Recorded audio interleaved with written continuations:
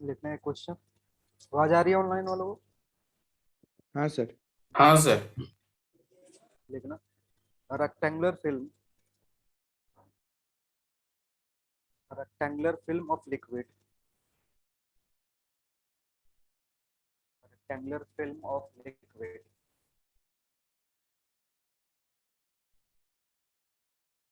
rectangular film of liquid.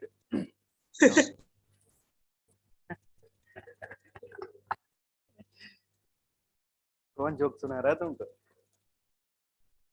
A rectangular film of liquid is extended from is extended from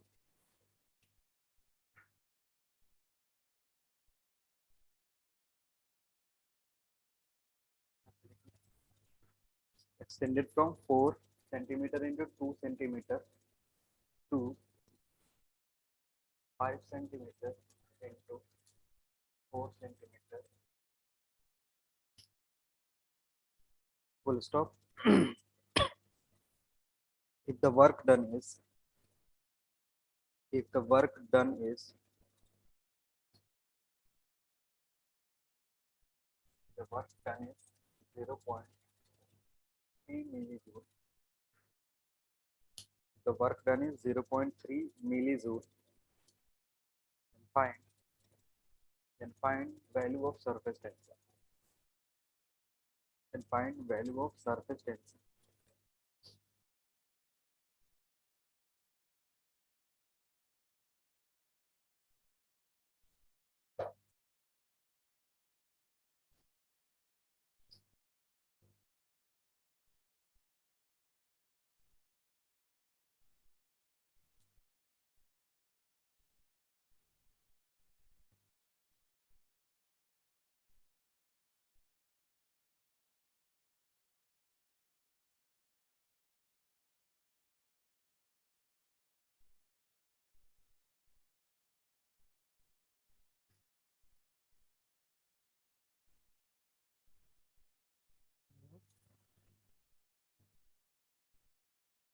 Ten raised to power minus 4/4.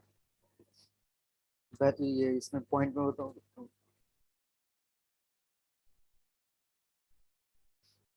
0.25।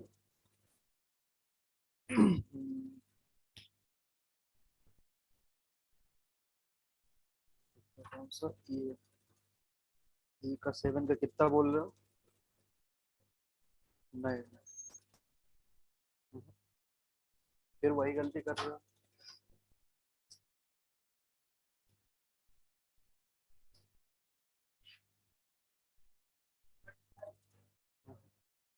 One two पर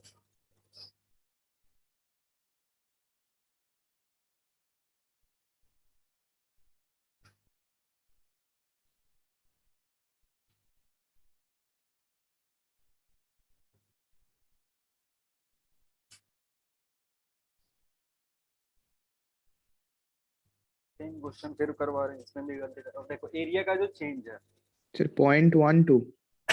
point बटवा एक, अगर initial area देखो कितना है 8 centimetre, ये कितना हो गया 20 सेंटीमीटर। यहाँ से अगर डेल्टा ए निकालोगे, डेल्टा ए कितना होगा 12 सेंटीमीटर स्क्वायर। लेकिन ये एक साइड का एरिया का चेंज है, ये जो भी चेंज है ये कितने साइड का, एक साइड का एरिया का चेंज है। और बार बार बोल रहे हैं जब भी फिल्म दिया रहेगा तो हम कितना एरिया कंसीडर करेंगे, दो एरिया। तो जो एरिया डेल्टा एरिया आएगा तुम्हारा, ये मान लो तुम्हारा डेल्टा ए डैश से इसको रिप्रेजेंट कर रहे हो, तो डेल्टा एरिया कितना होगा 2 इंटू डेल्टा ए डैश के बराबर होगा, जिसकी वैल्यू होगी 2 इंटू 12 यानी 24 सेंटीमीटर स्क्वायर। अब तुम्हें टेंशन का फॉर्मूला पता है, सरफेस टेंशन क्या होता है, वर्क वर्क कितना करा है -3 डिवाइडेड बाई 24 इंटू 10⁻⁴।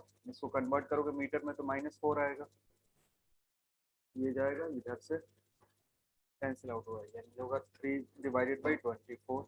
सिंप्लीफाई करो तो कितना आएगा 1/12, और 1/12 होता है 0.1/8 होगा, हाँ 1/8। तो 0.125 यूनिट क्या होता है इसका पर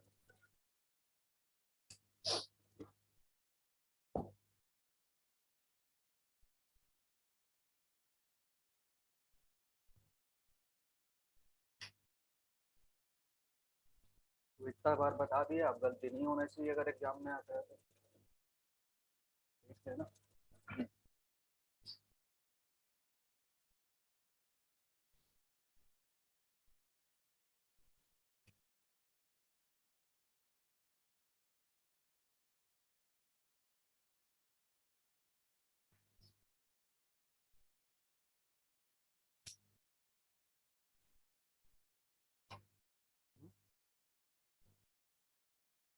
देने दो। प्रॉपर्टीज ऑफ मैटर में भी पढ़ सकते हैं। विस्कोसिटी मेन जो है वो विस्कोसिटी फ्लूइड मैकेनिक्स का ही पार्ट है, लेकिन जैसे प्रॉपर्टीज पढ़ते हैं ना, प्रॉपर्टीज ऑफ मैटर, उसमें भी पढ़ सकते हैं।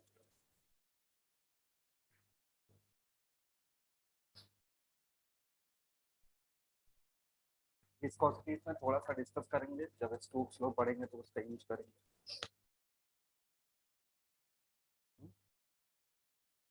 कौन सा फॉर्मूला है? नहीं है, वो सिलेबस का पार्ट नहीं है। वो सब कहाँ उतना देखते हो, पागल हो जाओगे, सब पढ़ लोगे।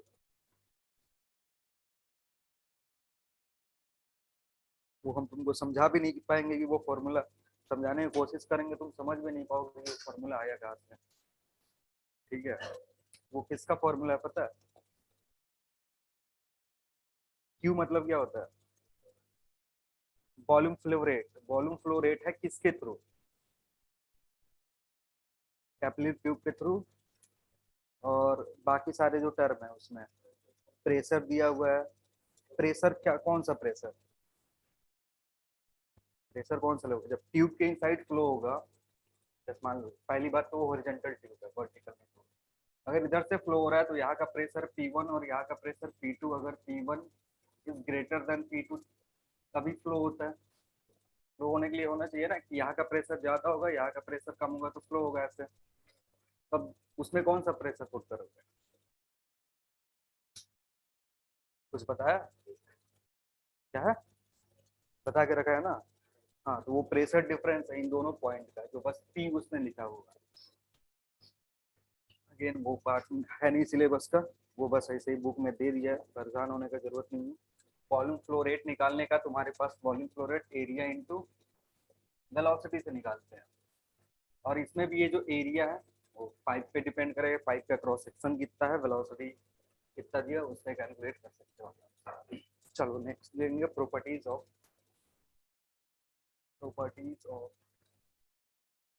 सही हेडिंग है यार, दूसरा चैप्टर है। ये चैप्टर का नाम है और ये उसके नीचे हेडिंग, प्रॉपर्टीज ऑफ फ्लूइड।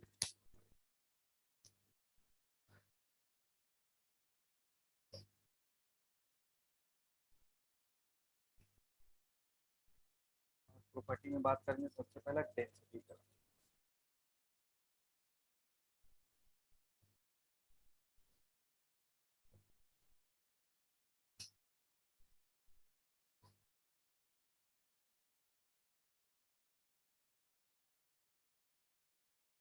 तो डेंसिटी होता क्या?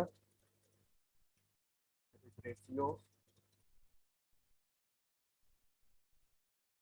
Mass and volume. डेंसिटी अगर रो से रिप्रेजेंट कर रहा हो तो it will B m by, या फिर इसको ऐसा भी लिख सकते हो dm बाई dv, या फिर delta m by delta. Change के फॉर्म में ऐसा कुछ लिखा हुआ। एक्चुअल जो फॉर्मूला है is mass divided by volume.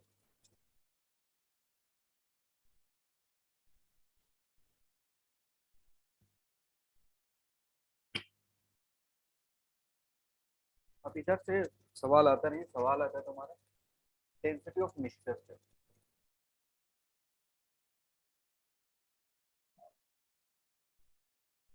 Main जो क्वेश्चन आता है वो कहाँ से आएगा? डेंसिटी ऑफ मिक्सचर से तुमसे पूछ सकता है। और जब मिक्सचर से क्वेश्चन आएगा ना, डेंसिटी मिक्सचर का पूछ रहा होगा, तो हमारे पास फॉर्मूला जो होगा रो ऑफ मिक्सचर ये होगा मास ऑफ द मिक्सचर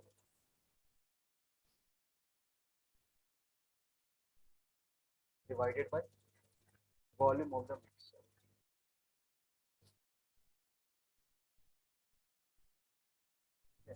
कभी भी इसको डायरेक्टली जैसे रो 1 दे दिया डेंसिटी 1 का, रो 2 दे दिया डेंसिटी 2 का, ऐसा क्वेश्चन आता है कि rho 1 is density of substance 1, rho 2 is density of substance 2। तो कैलकुलेट करो मिक्सचर का डेंसिटी। बच्चों का कॉमन मिस्टेक क्या होता है, रो मिक्स इज इक्वल टू क्या करते हैं, रो 1 प्लस रो 2 डिवाइडेड बाई 2, जो कि हर बार सही नहीं होता है। ये सही होगा लेकिन उसके लिए क्या होना चाहिए, स्पेशल केस होता है, वो एक ही टाइम में ये सही हो सकता है, ठीक है, बाकी टाइम में तुमको क्या होगा, गलती होगा। तो ये कब फॉर्मूला अप्लाई होगा, कब फॉर्मूला अप्लाई नहीं होगा, वो कहाँ से पता चलेगा, इधर से, कि जो रो मिक्सचर होगा उसका मेन जो फॉर्मूला है वो क्या है, mass of the mixture divided by volume of the mixture. तो इसमें केसेस बनते हैं डिफरेंट डिफरेंट। जैसे केस अगर 1 देखोगे,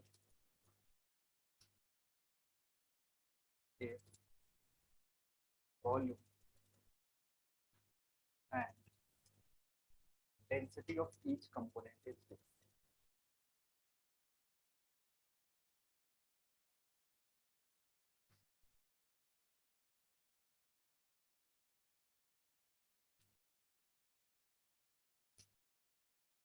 यहाँ पे क्या क्या दिया हुआ है, वॉल्यूम दिया हुआ है और क्या दे रहा है, डेंसिटी दे रहा है, जितने भी कंपोनेंट है मिक्सचर के। फिर तुमसे पूछ रहा है क्या, कि मिक्सचर का क्या निकालो, डेंसिटी निकालो। फिर इस केस में क्या करेंगे, फॉर्मूला अगेन हमारा वही है, कि फॉर्मूला कहता है मास निकालो पहले मिक्सचर का, और उसके बाद डिवाइड कर दो वॉल्यूम से मिक्सचर का, फिर क्या मिलेगा तुम्हें। तो देखो मास जो होगा वो एक्चुअली क्या होगा, m1 plus m2 plus m3 and so on divided by volume 1 plus volume 2 plus volume 3 and so on, ये चीज होगा। लेकिन देखो गिवन क्या है, वॉल्यूम गिवन है हर एक सब्सटेंस का, जैसे V1 गिवन है और साथ ही साथ उससे कोरोस्पॉन्डिंग डेंसिटी गिवन है। तो इस m1 को क्या लिख सकते हैं, रो 1 V1 plus rho 2 V2 plus rho 3 V3 and so on divided by कितना होगा, V1 plus V2 plus V3 and so. देखो इसमें सबका वॉल्यूम अगर सेम हो जाता, हर एक कंपोनेंट का वॉल्यूम क्या हो जाए, सेम हो जाए, V1 is equal to V2 equal to V3 equal to V4, तब जो मिक्सचर का वॉल्यूम होगा that will be equal to what, average के बराबर। जैसे दो कंपोनेंट दिया हुआ है तो एवरेज के बराबर कब लिखेंगे, जब सबका वॉल्यूम क्या हो, सेम हो, उसी केस में ये फॉर्मूला एप्लीकेबल होगा। बाकी सारे केस के लिए क्या हो जाएगा, गलत हो जाएगा। तो आंख बंद करके नहीं यूज कर देंगे, डेंसिटी दे दिया सबका, सबका अलग अलग वॉल्यूम दे दिया, हमने क्या करा, ये फॉर्मूला यूज कर दिया, नहीं करेंगे। कहाँ से सोचेंगे, यहाँ से। ये तुम्हारा मिक्सचर का फॉर्मूला है। लेकिन अब इसमें स्पेशल केस क्या आएगा, इफ V1 is equal to V2 is equal to V3, अगर V के बराबर हो जाए, सबका वॉल्यूम बराबर हो जाए, तो यहाँ से क्या कॉमन आएगा, सब में से V कॉमन आएगा, ये सब ऐड हो जाएगा तो N V के बराबर हो जाएगा। अगर N कंपोनेंट है तो N इंटू V के बराबर होगा, जिसके चलते जो तुम्हारा रो मिक्स होगा it will be rho 1 plus rho 2 plus rho 3 up to rho n divided by. और चूंकि ये स्पेशल फॉर्मूला है तो हमेशा यूज नहीं करेंगे, ये कब यूज करेंगे, जब वॉल्यूम सबका सेम दिया हुआ और क्वेश्चन में गिवन क्या हो, density given.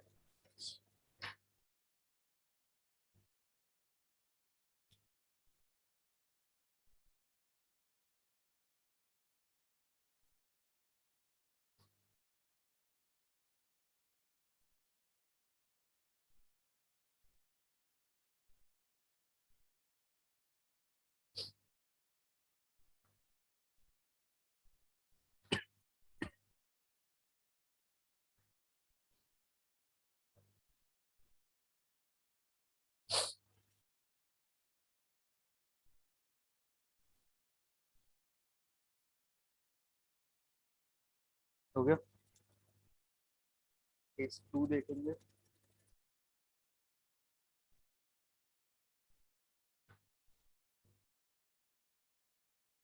Mass and density,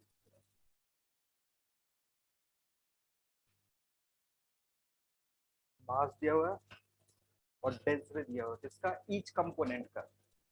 तो देखो मास तो गिवन है m1 m2 m3 ये गिवन है, वॉल्यूम इस बार गायब कर दिया, बट वॉल्यूम को मास और डेंसिटी के फॉर्म में लिख सकते हो। so it can be written as what, m1 by plus m2 by m3 by rho 3 and so on. ठीक है, अब यहां से सिंप्लीफाई करोगे, ये तुम्हारे पास एक फॉर्मूला बन गया, ये जो टर्म है ये वॉल्यूम 1 है, वॉल्यूम 2 है और ये वॉल्यूम 3 एंड सो ऑन। अब इसमें मास को अगर इक्वल करोगे, क्या कर रहे हैं इसमें, मास को अगर इक्वल करते हैं, सारे कंपोनेंट का मास सेम है, मतलब इस केस 2 का भी एक स्पेशल केस है जिसमें क्या हो गया, if m1 is equal to m2 is equal to m3 and so on, बराबर किसके कर दिया, m के बराबर कर दिया। तो यहाँ से देखो मास हर जगह से क्या हो जाएगा, कैंसिल आउट हो जाएगा, ऊपर बचेगा क्या तुम्हारा,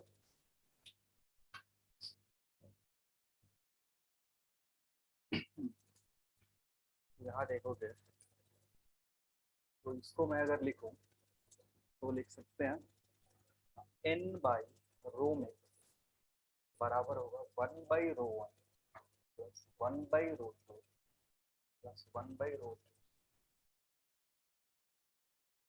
2। समझ में आ रहा है ये कैसे लिख रहे हैं,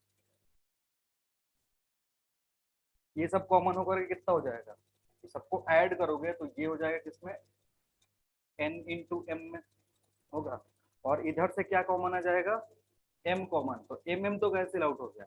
अब इस पोर्शन को इधर फेंक दिए और रोमिक्स को क्या करें, इधर ला दिए, तो ऊपर का n बचा हुआ है n बाई रोमिक्स बराबर किससे होगा, इन सारे समीकरण। तो दो केस है, दोनों केस में भी स्पेशल केस है। पिछले वाले केस में अगर मासेस सेम, इस वाले केस में अगर मासेस सेम है तो रेसिप्रोकल क्या होता है, रेसिप्रोकल का ऐड करोगे ये रिलेशन मिलेगा। पिछले वाले केस में वॉल्यूम को सेम रखते थे तो वहां से एक रिलेशन मिलता है।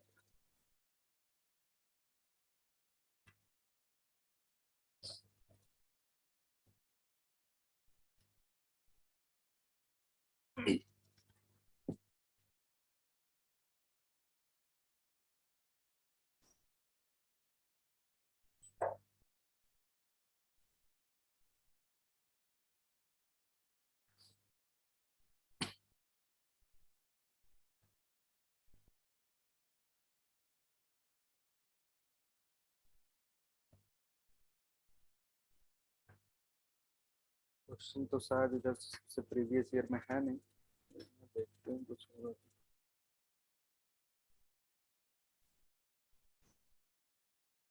लिखना, when equal volume of two metal, when equal volume of two metal, when equal volume of two metals are mixed, when equal volume of two metals are mixed,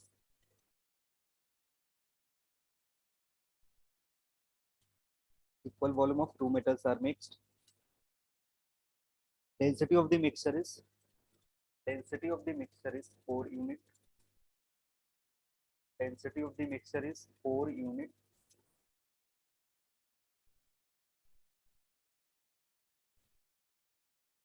4 unit full stop, So density of the mixture is 4 unit, 4 unit। Next full stop के बाद लिखना, when when equal masses of, when equal masses of same metals, when equal masses of same metals are mixed together, are mixed together, density of the mixture becomes, density of the mixture becomes 3 unit,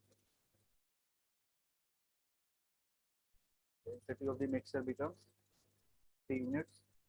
Then find density of, then find density of find the density of each metal.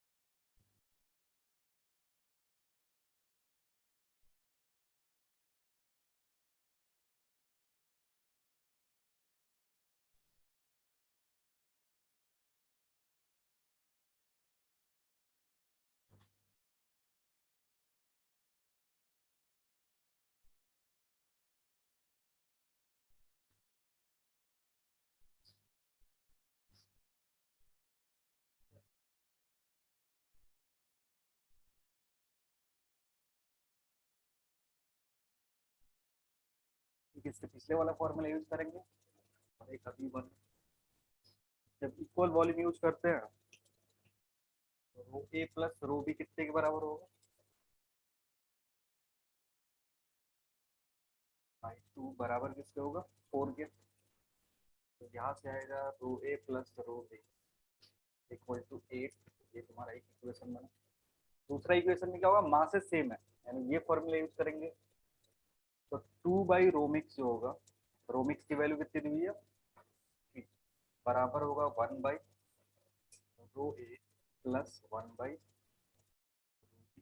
ये बराबर किसके होगा, क्या से equation 2 बनेगा। अब देखो इसमें क्या है ना कि इसको सॉल्व करने के लिए इधर से सिंप्लीफाई करोगे तो क्या मिलेगा तुम्हारे पास, रो ए इंटू रो बी, तो ऐसे लिख सकते हो 2/3 बराबर होगा किसके, रो ए प्लस रो बी के। और इसका वैल्यू दे रखा है, यहाँ पुट कर दो, कितना पुट कर सकते हो 8, सिंप्लीफाई करो कितना हो जाएगा, ये 4 होगा, इधर ले जाओगे तो 12। तो रो ए इंटू रो बी क्या होगा, 12 के बराबर। अब तुम्हारे पास एक लेसन ये है, हाँ ठीक है। देखो डायरेक्टली ऑप्शन से भी कर सकते हो, अगर क्वेश्चन में ऑप्शन गिवन रहता है तुम्हारा काम क्या होता है, मैच करा लेना। ये ऑप्शन ऐसा गिवन है जिसको ऐड करने से कितना है 8 है, मल्टीप्लाई करने से कितना है 12 है, हो जाएगा। या फिर इसको यहाँ उठा करके पुट करोगे, तो इसको उठा करके अगर यहाँ पुट करोगे ना तो क्वाड्रेटिक इक्वेशन बनेगा, जो कि थोड़ा सा क्या करेगा, कैलकुलेशन को बढ़ाएगा।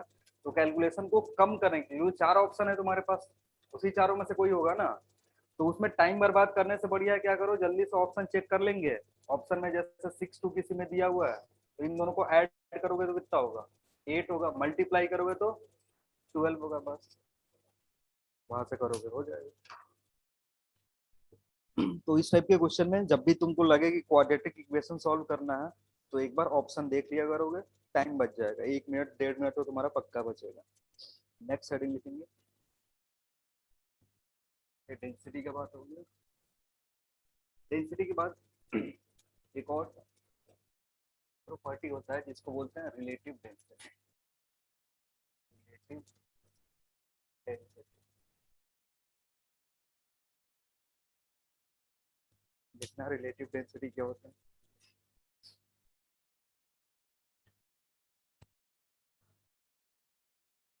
it is ratio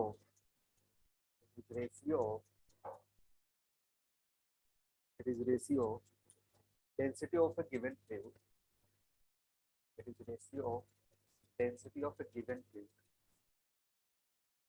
it is ratio of density of a given fluid to density of pure water,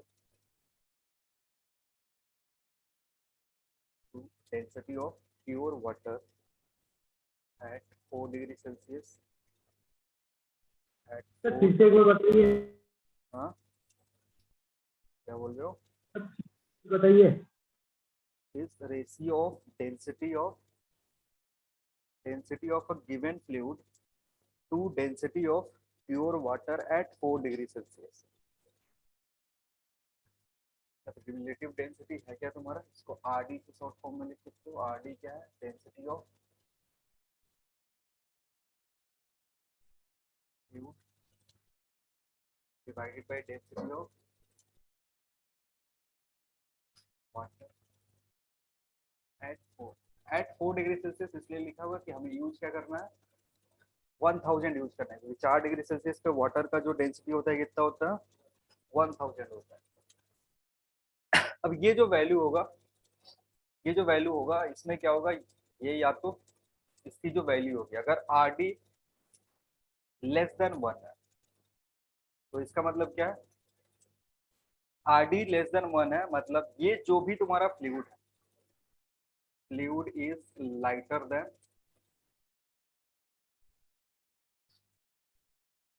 water.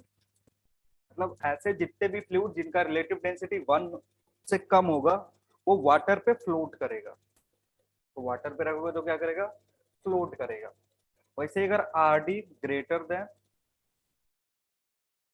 Then 1 है तो जो गिवन फ्लूइड है that fluid is heavier than water. मतलब अगर वाटर सरफेस पे रखोगे तो ये फ्लूइड कहाँ चला जाएगा, बॉटम में दिखेगा तुमको।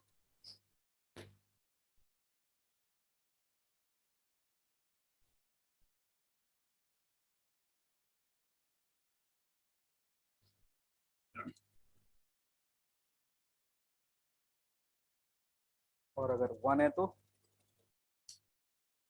जो भी डेंसिटी वाटर का है वही डेंसिटी क्या होगा उस बॉडी उस फ्लूइड का भी होगा।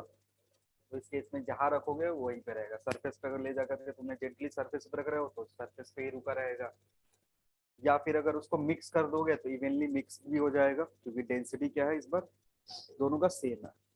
लिखना नेक्स्ट।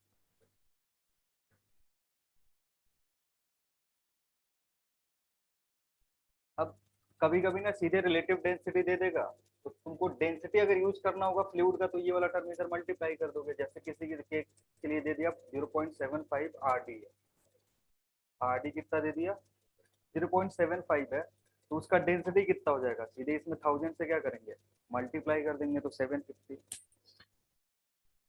नेक्स्ट तो क्वांटिटी लिखेंगे स्पेसिफिक ग्रेविटी, या स्पेसिफिक ग्रेविटी से पहले लिखना है स्पेसिफिक वेट।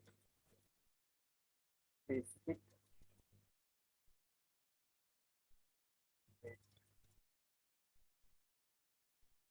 वेट को रिप्रेजेंट करते हैं small w।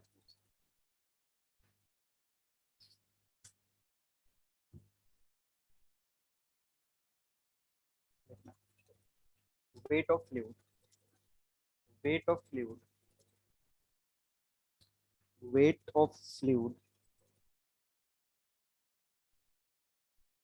per unit volume, weight of fluid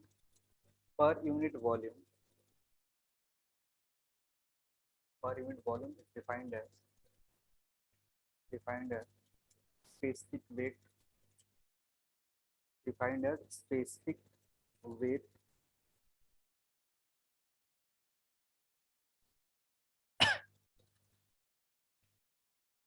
W जो होगा तुम्हारा क्या होगा, वेट स्मॉल w होगा डिवाइडेड बाई वॉल्यूम।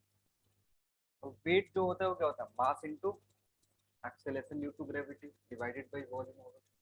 और मास को हम क्या लिख सकते हैं, mass can be written rho into volume divided by volume करोगे सो वॉल्यूम कैंसिल आउट हो जाएगा। सो ओमेगा की जो वैल्यू होगी इट विल बी वॉल्यूम, तो रो इनटू जी, यानी इसको ऐसे भी बोल सकते हो ये है प्रोडक्ट ऑफ डेंसिटी एंड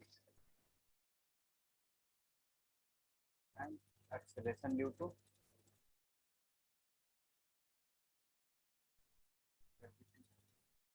यानी स्पेसिफिक वेट क्या है तुम्हारा।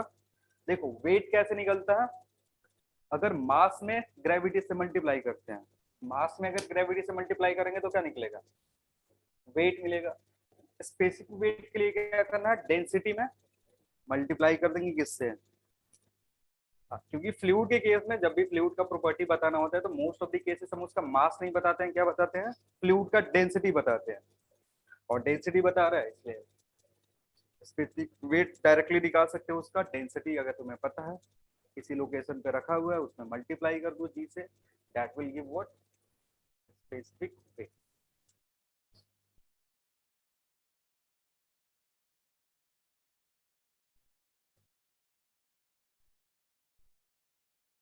और नीचे लिख देना इसको, it is also known as, it is also known as weight density, it's also known as what, weight density। सबसे फर्स्ट जो डिस्कस करे थे उसको मास डेंसिटी भी बोलते हैं, और रो क्या मतलब क्या है तुम्हारा, मास डेंसिटी, इसमें जी से मल्टीप्लाई कर दिया गया है इसलिए इसको क्या बोल रहे हैं, डेंसिटी में हमने जी से मल्टीप्लाई कर दिया तो उसको क्या बोलेंगे, वेट डेंसिटी। मतलब अगर स्पेसिफिक वेट दिया हुआ या वेट डेंसिटी दिया तो कंफ्यूज मत होना, दोनों सेम चीज है। यूनिट क्या होगा इसका,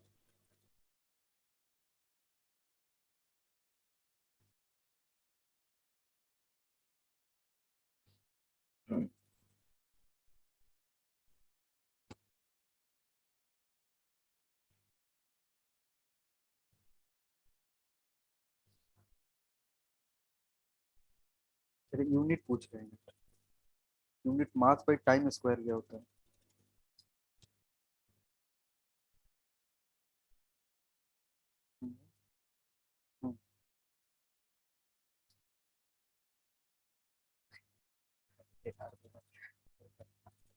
वेट का क्या यूनिट होता है, वॉल्यूम का, बस न्यूटन मीटर। यूनिट पूछने में पता नहीं क्या क्या डायमेंशन बताने लग रहे, डायमेंशन पूछेगा तब डायमेंशन बता, हाँ केजी के फॉर्म में भी लिख सकते हो, केजी न्यूटन को केजी के फॉर्म में लिखोगे लिखेगा। चलो नेक्स्ट हेडिंग लिखेंगे, specific gravity, specific gravity, specific gravity लिखना, is defined as, it is defined as, it is defined as ratio of, it is defined as ratio of specific weight, ratio of specific weight of a given fluid, a given fluid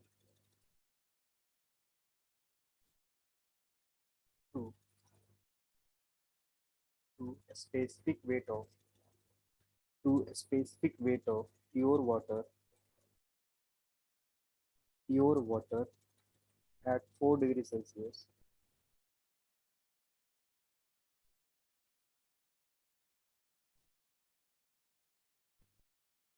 at 4 degrees Celsius, full stop, full stop। उसके बाद लिखना it is numerically equal to, it is numerically equal to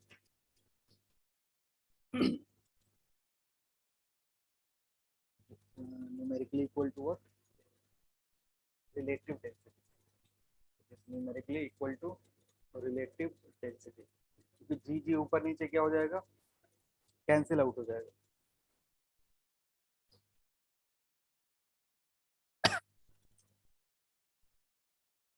ये जो भी relative density है या फिर तुम्हारे पास स्पेसिफिक ग्रेविटी है, ये दोनों क्या होगा, डायमेंशनलेस होगा, क्योंकि ये रिलेटिव डेंसिटी किसका, डेंसिटी का, और ये भी डेंसिटी का। अभी जो स्पेसिफिक ग्रेविटी बोले नेक्स्ट वाला टर्म, वो किसका रेशियो है, specific weight divided by specific weight का। अगेन जो रेफरेंस ले रहा हूँ किसके रेस्पेक्ट में ले रहे हैं, वाटर के रेस्पेक्ट में, कितने पे, 4 तो जो फॉर्मूला आएगा ना वो सेम आएगा, rho of liquid divided by rho of water ही आएगा उस केस में भी। अब देखो यहाँ पे क्या है ना, रिलेटिव डेंसिटी थोड़े हायर क्लासेस में जाओगे ना तो ये थोड़ा एक्सपैंड हो जाता है, अभी तुम्हारे लिए ज्यादा इसमें डिस्कशन नहीं कर रहे हैं, हायर क्लासेस में जाते हैं तो रिलेटिव डेंसिटी का मतलब ये नहीं होता कि नीचे हमेशा वाटर ही हो। किसी भी फ्लूइड को किसी दूसरे के रेस्पेक्ट में देख रहे हो तो जो डेंसिटी डिफाइन होगा उसको क्या बोलेंगे, रिलेटिव डेंसिटी बोलेंगे, जो यहाँ पे उतना ब्रॉड में नहीं पढ़ाना होता है। लेकिन जो स्पेसिफिक ग्रेविटी बोल रहा है, स्पेसिफिक ग्रेविटी के साथ क्या कंडीशन है, ये जो टर्म है स्पेसिफिक ग्रेविटी, इसके साथ दिक्कत है कि नीचे हमेशा वाटर ही होना चाहिए। ये मतलब क्या है, स्पेसिफाइड है। जब इसका डेफिनेशन देते हैं तो नीचे हमेशा क्या आएगा, वाटर आएगा। तो कभी कभी जब हायर क्लासेस में जाते हैं तो एक स्पेशल केस होता है when specific gravity is equal to what, relative density. कब, जब कंपैरिजन हमेशा किससे कर रहे हैं, वाटर से कर रहे हैं। लेकिन यहाँ पे उस इस लेवल पे तुम्हें उतना ब्रॉड में नहीं पढ़ना, इससे तुम्हारे लिए क्या होगा, रिलेटिव डेंसिटी और स्पेसिफिक ग्रेविटी सेम होगा। अगेन हायर क्लासेस में जाओगे जहाँ पे फुल डिटेल में फ्लूइड मैकेनिक्स पढ़ना होता है, वहां पे तुम्हें बताया जाएगा कि अगर रिलेटिव डेंसिटी दिया हुआ है तो पहले नीचे हम चेक करते हैं किसके रेस्पेक्ट में दिया हुआ है। मान लो किसी का दे दिया कि relative density of kerosene with respect to petrol is 0.5, ऐसा दे दिया। यानी जो रिलेटिव डेंसिटी है उसमें नीचे किससे डिवाइड कर गया होगा, पेट्रोल के डेंसिटी से। ऊपर किसका डेंसिटी होगा, केरोसिन का डेंसिटी होगा। अगेन रिलेटिव डेंसिटी जो है ऊपर देखो, ये फ्लूइड की बात कर रहा है, यहाँ पे क्या लिखा हुआ है, फ्लूइड। जरूरी नहीं कि रिलेटिव डेंसिटी हम हमेशा फ्लूइड का ही निकाले, रिलेटिव डेंसिटी किसी सॉलिड का भी निकाल सकते हैं। जैसे बोल देता है relative density of copper, relative density of copper with respect to water दे दिया तुमको, मान लो 1.8, ऐसा कुछ दे दिया हाइपोथेटिकल में, वैल्यू याद नहीं है कितना होता है, 1.8 में ले रहा हूँ कॉपर का वाटर के रेस्पेक्ट में। तो इसको अगेन हम क्या बोल सकते हैं कि ये स्पेसिफिक ग्रेविटी होगा, क्योंकि वाटर के रेस्पेक्ट में कंपैरिजन करा गया। लेकिन अगेन अगर इसको ऐसे लिख देता relative density of copper with respect to kerosene, कुछ वैल्यू दे देता, मान लो दिस इज 2.1, तो इसको क्या स्पेसिफिक ग्रेविटी बोल सकते थे, नहीं बोल सकते थे। लेकिन अगेन यहाँ के केस में जो तुम्हारे लिए रिलेटिव डेंसिटी है वही चीज तुम्हारे लिए क्या है, स्पेसिफिक ग्रेविटी स्पेसिफिक है। ग्रेविटी दोनों डायमेंशनलेस है, दोनों का कोई यूनिट नहीं होगा, क्योंकि रेशियो का कभी कोई यूनिट नहीं होता है। नहीं होता। अब इसका ये जो रिलेटिव डेंसिटी है इसका और व्यू जाएगा जब बायसी पढ़ेंगे, तो जहाँ वेट लॉस के बारे में पढ़ेंगे, और वहां से रिलेटिव डेंसिटी पे जो भी क्वेश्चन आएंगे वो देखेंगे। ठीक है, तो लिखना नेक्स्ट हेडिंग,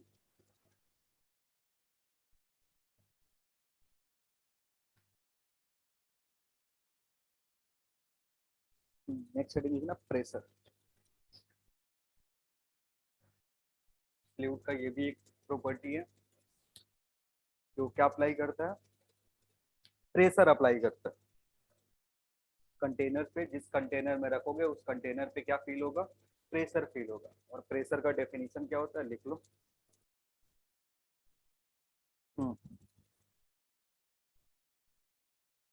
लिखना, uniform force, uniform force, uniform force acting normal, acting normal वो unit surface area, unit surface area is defined as defined as defined as pressure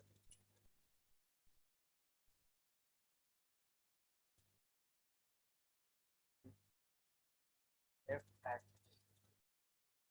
normal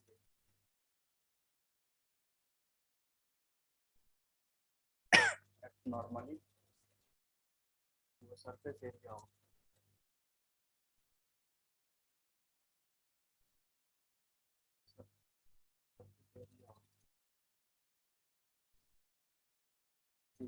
then pressure is given as what,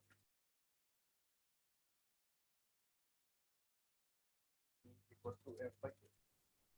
और इसमें जब भी use करेंगे तो pressure जो होना चाहिए एरिया पे क्या होना चाहिए, हमेशा यूनिफॉर्म एंड परपेंडिकुलर। जैसे ये एक एरिया दे दिया तुमको, मान लो यहाँ पे एरिया दे दिया, इस पे फोर्स लग रहा है, मान लो ये नेट फोर्स है तुम्हारा, लेकिन नेट फोर्स जो है वो एक एंगल पे है। मान लो ये कितने का एंगल बना रहा है, 30 डिग्री का, और तुमसे पूछेगा प्रेशर कितना होगा, तो हमेशा हमें किसका जरूरत पड़ेगा, जो भी परपेंडिकुलर कंपोनेंट है, यानी एफ नेट cos 30 जो होगा वहां से प्रेशर आएगा तुम्हारे पास। कभी भी नेट फोर्स को नहीं देखेंगे, net force which is perpendicular to the given area, उससे क्या मिलेगा, प्रेशर मिलेगा। टेंजेंशियल कंपोनेंट से कभी भी प्रेशर नहीं आता। ठीक है, टाइप ऑफ प्रेशर तो ऑलरेडी डिस्कस कर चुके हैं। कितने टाइप का प्रेशर होगा, किसी सरफेस पे अगर बात करोगे तो हम प्रेशर को कितने तरीके से मेजर कर सकते हैं, या तो एक्सिस प्रेशर के टर्म में मेजर कर सकते हो, एक्सिस प्रेशर को गेज प्रेशर भी बोलते हैं, ठीक है, और या फिर एब्सोल्यूट प्रेशर बता सकते हो कि उस पे लगने वाला नेट प्रेशर कितना है। और एब्सोल्यूट प्रेशर और गेज प्रेशर का रिलेशन बताए थे, पी एब्सोल्यूट क्या होता है, P gauge plus P atmosphere, P not. ठीक है, या पी नॉट से भी उसको रिप्रेजेंट करते हैं। तो कोई भी इंस्ट्रूमेंट, ये भी बताया था कि कोई भी इंस्ट्रूमेंट होगा वो क्या मेजर करता है, गेज प्रेशर मेजर करता है। और उस गेज प्रेशर में अगर एटमॉस्फेरिक प्रेशर ऐड करोगे तो तुमको एक्चुअल प्रेशर मिलेगा, ठीक है ना। तो ये टाइप ऑफ प्रेशर अगेन दोबारा डिस्कस नहीं कर रहे, नेक्स्ट लिखेंगे। Next heading variation of pressure, variation of pressure, variation of pressure inside, variation of pressure inside of fluid, inside a fluid at rest. So variation of pressure. Pressure inside a fluid at rest. Fluid जो है वो किस condition में है, rest में, चल नहीं रहा। अगर फ्लूइड रेस्ट में है मतलब किसी कंटेनर में रखा होगा, मान लो ये कंटेनर है, एक सिंबल यूज होता है इस तरीके का। इस सिंबल का मतलब होता है कि ये जो सरफेस एक्सपोज है this is expose to atmospheric pressure, यानी ऊपर जो इसके प्रेशर लग रहा हो कितना लग रहा होगा, एटमॉस। मतलब मान लो क्वेश्चन आ गया, मे भी तुम्हारे लिए नहीं आता, वो जेई मींस और एडवांस के लिए कभी कभी ऐसा सिंबल दे देता है। अगर मान लो आ गया तुम्हारे लिए तो ऐसा सिंबल दिया हुआ नहीं, बाहर जो प्रेशर है वो कितना है, एटमॉस्फेरिक प्रेशर के बराबर है, पी नॉट के बराबर है। ये तुम्हारा फ्लूइड है।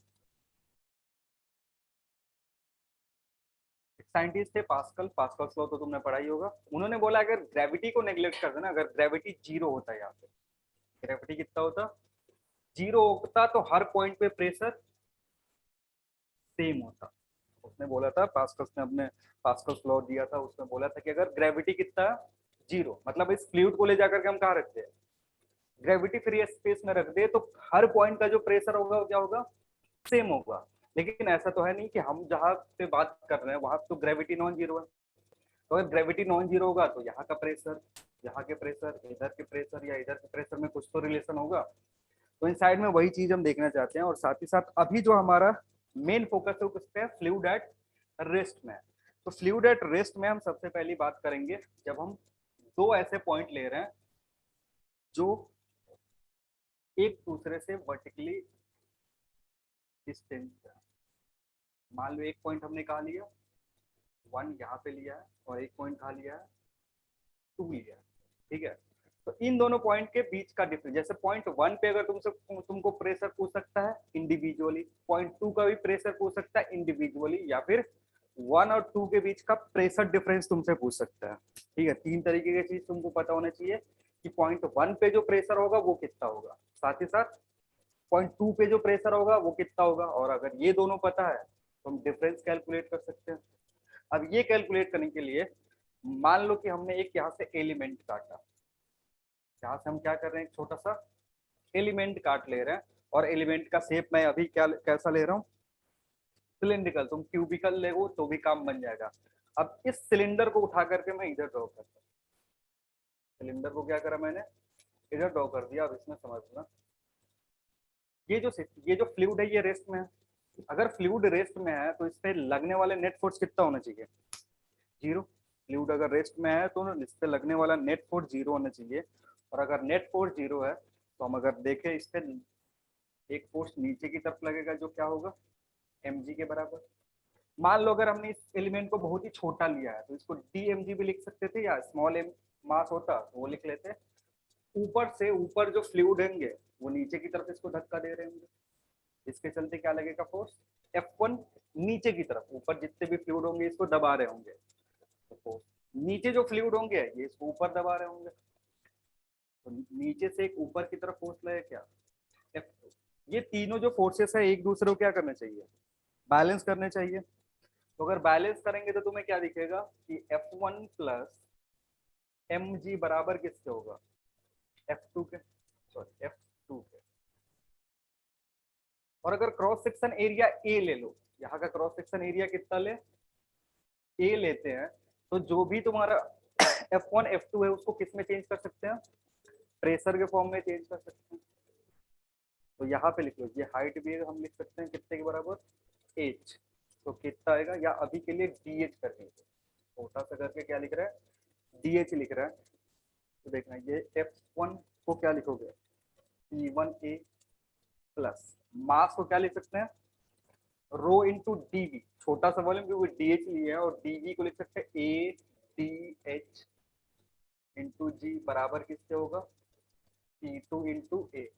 और P2 में यहाँ का प्रेशर कितना है, P2 है, यहाँ का प्रेशर हम P1 कंसिडर कर रहे हैं। तो देखेंगे रिलेशन में, तो ए देखो सब जगह कैंसिल आउट हो जाएगा, P1 जो होगा प्लस रो जी डीएच, अभी के लिए डीएच लिख रहा है, बराबर कितना होगा, P2 के बराबर। इन दोनों का अगर डिफरेंस देखोगे, ये इसको इधर ले जाओ, तो डीपी जो होगा कितने के बराबर होगा, रो जी डीएच के बराबर होगा, ठीक है।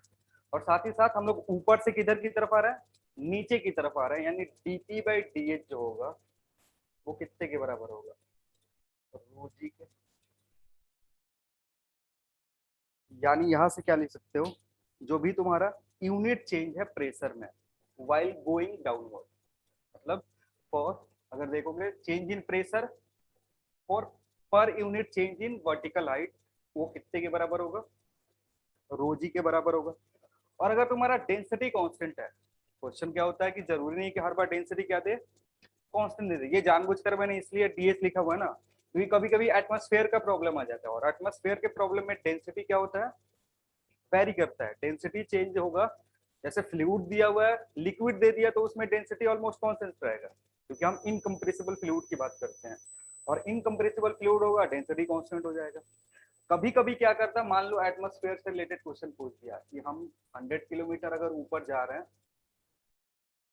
और यहाँ पे सी लेवल पे जब तुम हो तो प्रेशर कितना है 1 बार, 100 किलोमीटर ऊपर जा रहे हैं तो क्या होगा तुम्हारे पास, प्रेशर कितना होगा। लेकिन यहाँ जो डेंसिटी है वो कांस्टेंट नहीं होता, वो क्या होता है, वेरिएबल होता है। अब वेरी करेगा तो वो कहाँ से पता चलेगा, इधर से। इसीलिए हमने dp बाई dh के फॉर्म में इसको लिखा हुआ। आ रही बात समझ में, तो ये लिखेंगे, इसमें इसके नीचे लिख लेना, variation in pressure in vertical direction. ये जो रिलेशन तुमको देगा ये क्या देगा, वेरिएशन इन प्रेशर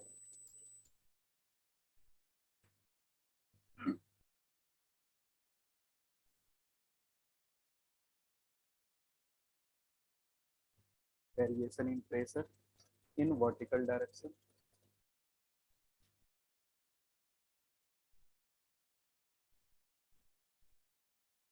ये चीज लिख सकते हो, या तो लास्ट में यहाँ लिख सकते हो वेरिएशन इन प्रेशर, या फिर हेडिंग में ही डाल सकते हो, मतलब उसका सब हेडिंग।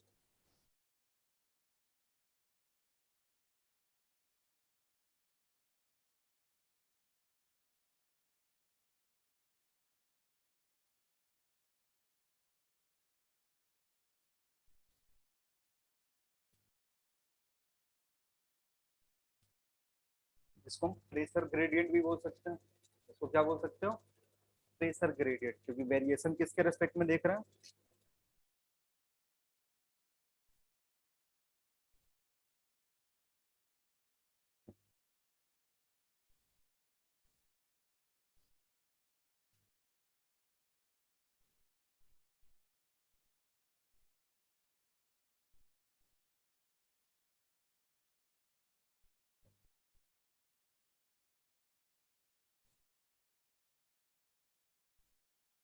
किसी किसी बुक में यही जो टर्म है वो नेगेटिव दिया रहता है, डीपी बाई डीएच कभी कभी क्या दे देता है, नेगेटिव। कई बुक पढ़ते हो तो मे बी ऐसे लिखा होगा, DP by DH is equal to what, minus of rho g rho g. इसका क्या मतलब है, उसने बस जो अपना ओरिजिन है ना वो शिफ्ट कर दिया। जैसे मैंने अगर अगर हाइट ऊपर से मेजर करते हैं तो नीचे की तरफ आओगे तो डेंसिटी क्या होगा, बढ़ेगा, ये सॉरी प्रेशर बढ़ेगा, तो ये कंडीशन। और अगर वही उसने क्या कर दिया, बॉटम से ले लिया, तो ऊपर की तरफ जाओगे तो नेगेटिव देखेगा। ठीक है, तो उससे कंफ्यूज मत हो जाना कि सर आपने तो प्लस में पढ़ाया था, एक बुक मैंने देखा कि नेगेटिव दिया हुआ है, तो साइन का क्या लोचा है, साइन का कुछ लोचा नहीं है, बस मोशन। अगर ऊपर की तरफ तुम जा रहे हो तो प्रेशर कमेगा किसी भी फ्लूइड के अंदर, और अगर फ्लूइड में गहराई में जाओगे तो क्या होगा, प्रेशर बढ़ेगा। इसको क्या बोलते हैं, पॉजिटिव प्रेशर ग्रेडियंट या फिर नेगेटिव प्रेशर ग्रेडियंट। और अगर तुम्हारा डेंसिटी कांस्टेंट है गिवन फ्लूइड का तो क्या लिख सकते हो, डेंसिटी इज कांस्टेंट।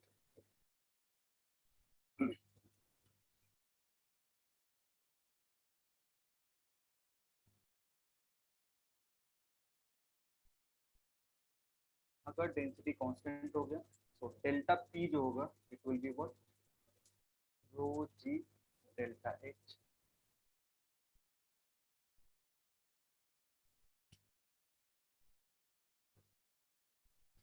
अगेन ये प्रेशर, ये जो फॉर्मूला है रो जी डेल्टा एच, ये क्या दिखाता है तुमको, ये दिखाता है प्रेशर में चेंज, ना कि एब्सोल्यूट प्रेशर। ये जो फॉर्मूला है इससे क्या मिलता है, प्रेशर में चेंज मिलता है, एब्सोल्यूट प्रेशर नहीं मिलता है। इसको हम कन्वर्ट कर सकते हैं भले एब्सोल्यूट प्रेशर में, कैसे, देखो जो कंटेनर मैंने ड्रॉ करा था, मान लो ये तुम्हारा कंटेनर था।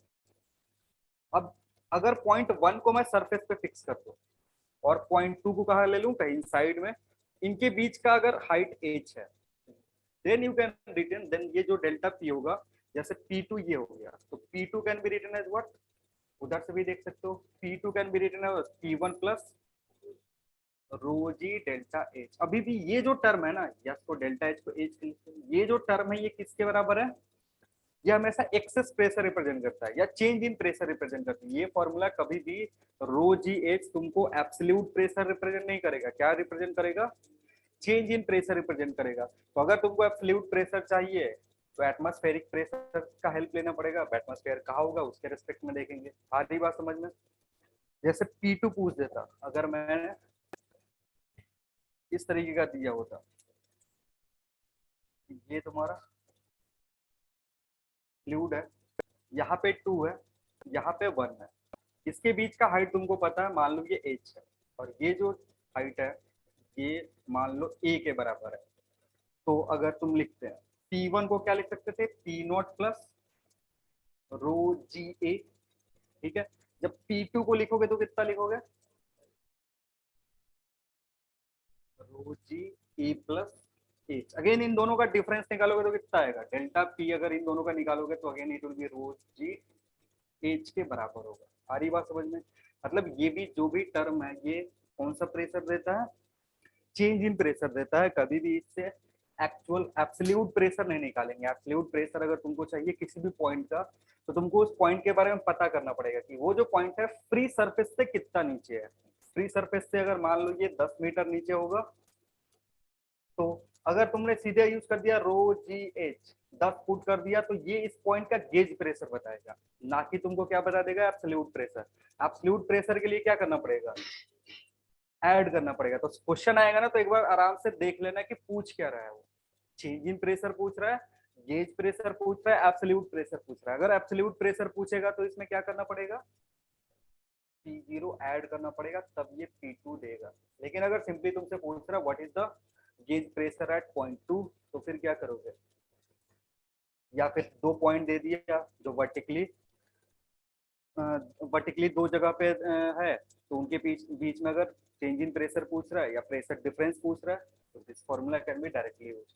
और अगर डेंसिटी कांस्टेंट नहीं है तो फिर कहाँ से जाएंगे, फिर तुम्हें डेल्टा पी निकालने के लिए क्या करना पड़ेगा, इंटीग्रेशन करना पड़ेगा, रो जी डी एच। ये कब यूज करेंगे, when density is not constant, क्योंकि अब डेंसिटी बाहर आएगा नहीं। और अगर डेंसिटी बाहर नहीं आ रहा है इसका मतलब वो है कि वो हाइट का फंक्शन देगा। जो भी इक्वेशन होगा तो रो का वो किसके टर्म में होगा, हाइट के टर्म में होगा। तो उस पर ध्यान रखना, ये when rho is not constant.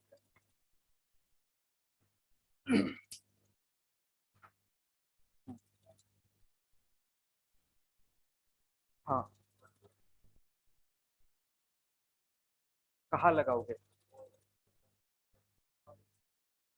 यहाँ पे एक इंस्ट्रूमेंट रख दोगे तो वो जो रीडिंग देगा गेज का ही देगा। मान लो पानी के अंदर इंस्ट्रूमेंट एक बॉक्स है, समझ। हाँ, एक सवाल पूछो, अगेन वो तुम्हारे लेवल से बाहर की बात है लेकिन समझा देना। जैसे क्या है कि वाटर है, वाटर के अंदर ना तुमने एक बॉक्स डाला हुआ है, ठीक है, और इस बॉक्स में एक डिवाइस लगा हुआ है और इस डिवाइस का नाम क्या है? इस डिवाइस का काम क्या है? प्रेशर मेजर करना। अगेन जो यहाँ रीडिंग आएगी ना, यहाँ पे वो जो रीडिंग आएगा that will be what? Gauge pressure का रीडिंग होगा। जो भी हाँ, इस पॉइंट पे एक्चुअल प्रेशर क्या होना चाहिए था? मान लो ये पॉइंट 2 पे रखा हुआ था, तो पॉइंट 2 पे प्रेशर कितना नीचे ये एच रखा हुआ है उसके कोरोस्पॉन्डिंग आएगा, ठीक है। अब ये जो रीडिंग मान लो कितना आ रहा है, ये पी डैश आ रहा है, तो जब पी एब्सोल्यूट निकालोगे ना तो P absolute will be P2 plus P dash. सारी बात समझ में क्या कर रहे हैं? पहले अगर फ्लूइड के अंदर, ये तुमसे सवाल पूछेगा नहीं, एडवांस लेवल का प्रॉब्लम है। इसमें क्या है कि मान लो एक बक्सा दे दिया, कहाँ के अंदर? पानी के अंदर, और उसमें अलग से एक डिवाइस लगा करके रखा है और इस डिवाइस का काम क्या है? प्रेशर मेजर करना। और तुमसे पूछ रही बक्से के अंदर जो टोटल प्रेशर है वो बताओ। तो तुम्हारा सबसे पहला काम होगा, जहां पे बक्सा रखा हुआ है वहां पे पानी का प्रेशर कितना है, तो पानी का प्रेशर कैसे निकलेगा? ये अगर हाइट पता होता, ये P0 पता है तो हम P2 कैलकुलेट कर लेंगे, P2 कैलकुलेट हो जाएगा। अब ये रीडिंग कितना है? P डैश है, तो एब्सोल्यूट प्रेशर जो होगा it will be P2 plus P dash. आ रही बात समझ में? डिवाइस का हमेशा जो काम करना, डिवाइस जो भी होता है वो हमेशा चेंज मेजर करता है, मतलब सराउंडिंग का प्रेशर कितना है, अंदर जो बक्सा रखा है उसका टोटल प्रेशर जो है ना वो मेजर नहीं करेगा, इस सराउंडिंग के रेस्पेक्ट में इस बक्से का जो प्रेशर है वो मेजर करेगा। आ रही बात समझ में? तो बक्सा का सर गेज प्रेशर क्या होगा? क्या क्या बोल रहे? बक्सा का सर बक्सा का सर गेज प्रेशर क्या होगा? बक्सा का गेज गेज प्रेशर ही प्रेशर तो पी डैश है यार। पी डैश जो है, जो मेजर कर रहा है, पी डैश वही तो लिख रहे हैं। जो भी उसने मेजर कर लिया ना, that is basically difference between surrounding and the actual pressure inside the body. Again confuse हो जाओगे, ज्यादा डेप्थ में जाने का जरूरत नहीं है, जो तुम्हारे काम का है उतना ही पढ़ो। तो ऐसा तुमसे पूछेगा नहीं कि एक वाटर है, वाटर के अंदर हमने क्या करा है, हुआ बक्सा रखा है, तुमसे बस इतना ही पूछेगा कि पॉइंट 2 पे कितना प्रेशर होगा जब ये सरफेस से 10 मीटर नीचे, 20 मीटर नीचे, 25 मीटर नीचे, या फिर उसको कंबाइन भी कर सकता है किसी और प्रॉब्लम से। अभी एक करेंगे, हो गया। चलो लिखो इसी बात पे एक क्वेश्चन लिखना।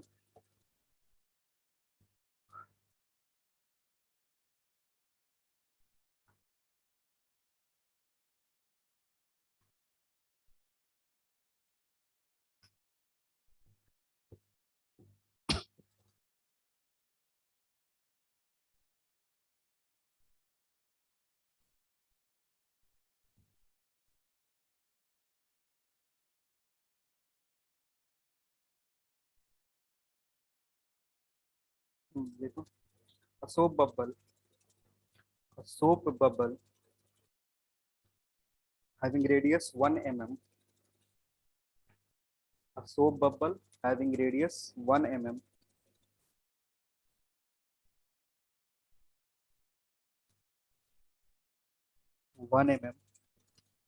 and surface tension surface tension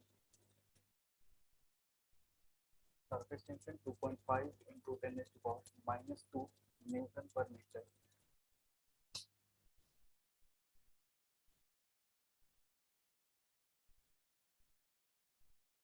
Is there full stop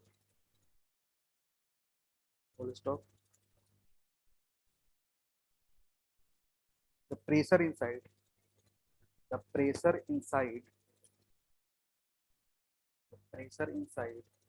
the soap bubble, the pressure inside the soap bubble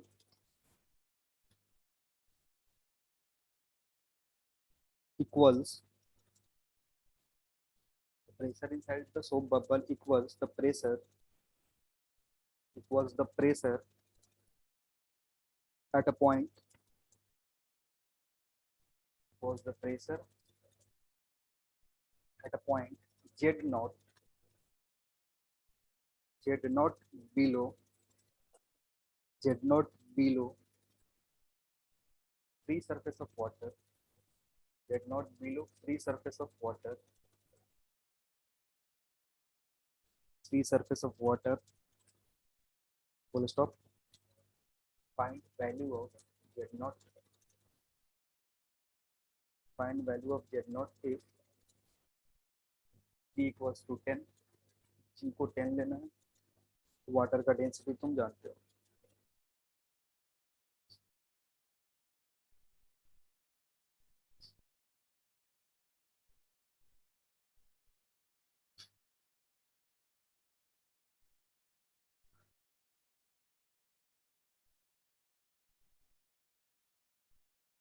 Sir, find value of Find value of Z0.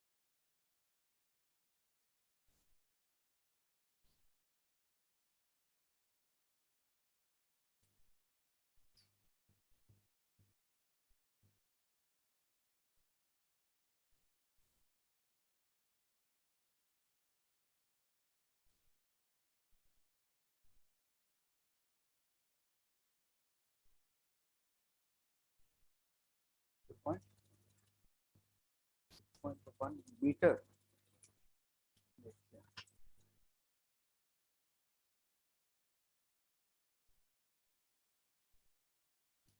Centimetre में कितना 0.1 मीटर को सेंटीमीटर में 10 सेंटीमीटर 9%.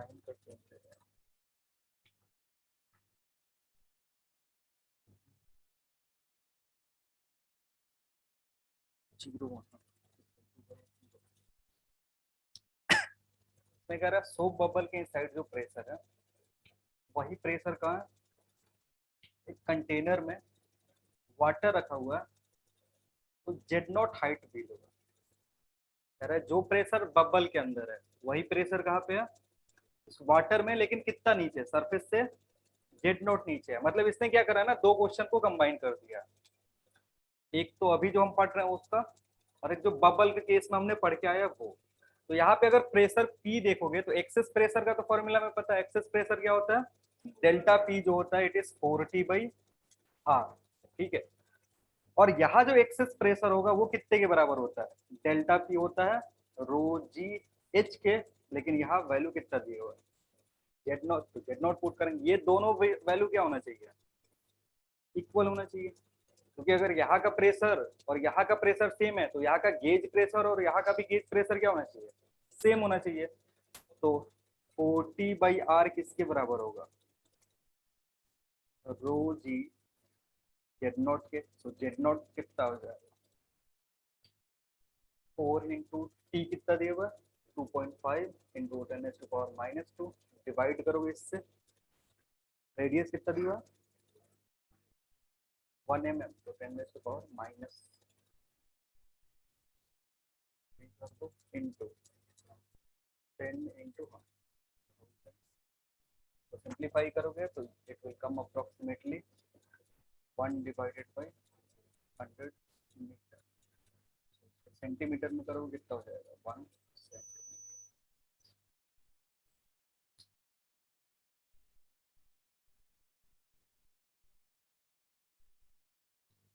अभी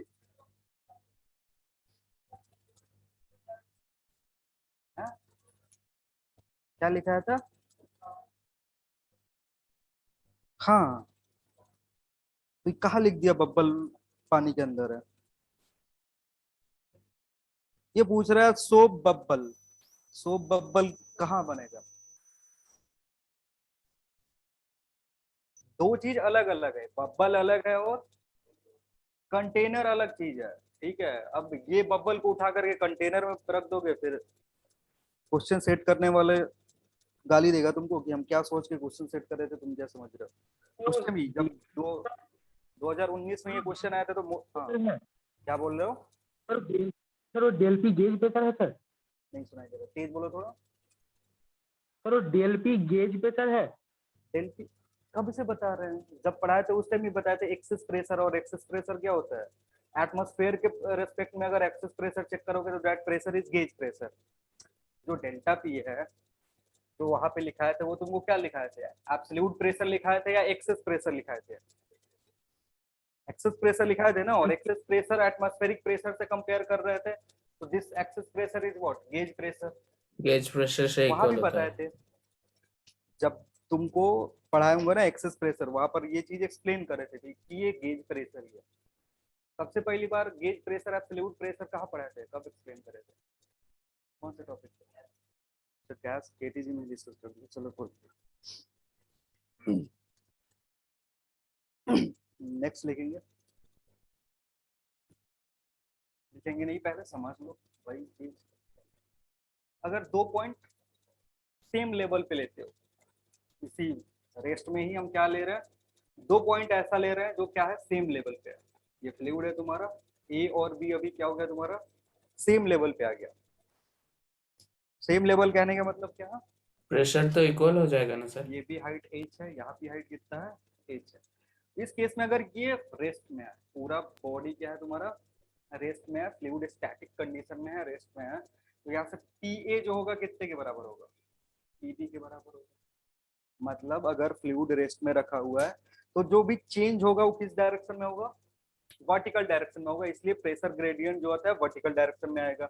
और horizontal direction में जो pressure होगा क्या होगा, हर पॉइंट पे सेम होगा, इक्वल। सेम लेवल पे। ठीक है, सेम लेवल पे जो भी प्रेशर होगा वो क्या होगा, सेम होगा। तो इसके नीचे लिख इक्वल लेंगे, होगा। इन case of static fluid, in case of static, note में लिख लो, नीचे अलग से डायग्राम वगैरह बनाने का जरूरत नहीं, नोट में लिख लो in case of static fluid, बनाई दो डायग्राम बनाने का मतलब।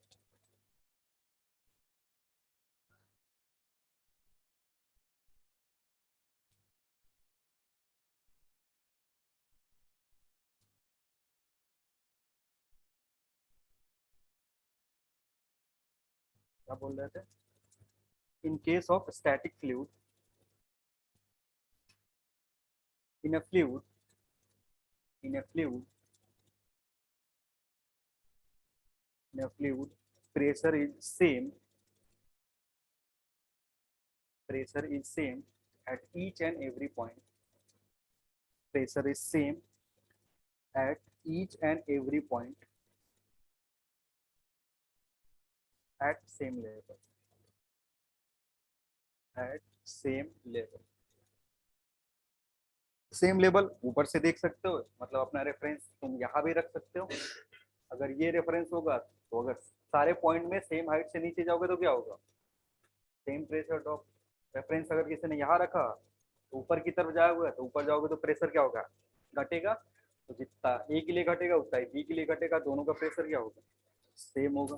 ठीक है, लेकिन कंडीशन क्या है कि एक तो स्टैटिक फ्लूइड होना चाहिए, फ्लूइड कैसा होना चाहिए, रेस्ट में, फ्लूइड रुका होना चाहिए।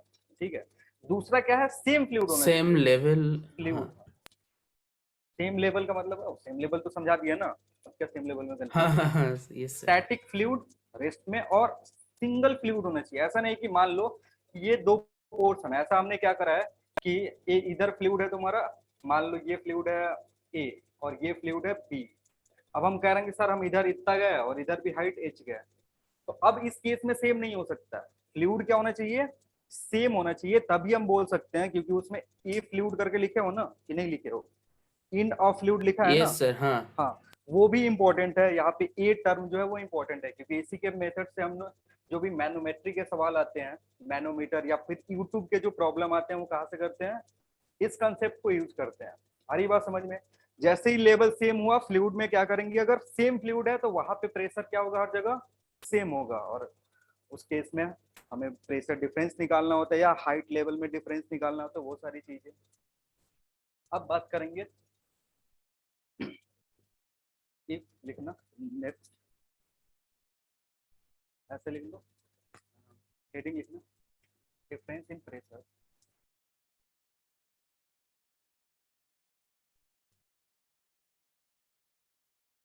difference in pressure a container is accelerating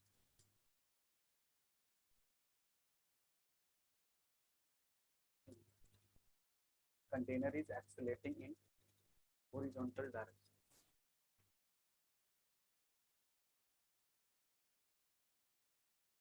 अगर कंटेनर हॉरिजॉन्टल डायरेक्शन में चल रहा है, यानी अभी फ्लूइड रेस्ट में नहीं है, फ्लूइड क्या है तुम्हारा, मोशन में है, और मोशन के साथ साथ एक्सेलरेशन हो रहा है, मोशन में भी कांस्टेंट वेलोसिटी नहीं है, क्या हो रहा है तुम्हारे पास, एक्सीलरेशन हो, क्योंकि मोशन में होगा तो मे भी दो चीजें हो सकती है, वेलोसिटी क्या हो जाए, कांस्टेंट, लेकिन यहाँ पे जो वेलोसिटी हो क्या है, कांस्टेंट नहीं है, मतलब बॉडी क्या कर रहा है, एक्सेलरेट कर रहा है, और जब बॉडी एक्सेलरेट कर रहा होता है, अगर इसको एक्सेलरेट करवाओगे, ये अगर एक्सेलरेट होने लगा, तो इस बार अब प्रेशर पॉइंट ए पे और प्रेशर पॉइंट बी पे क्या होगा, अलग अलग होगा।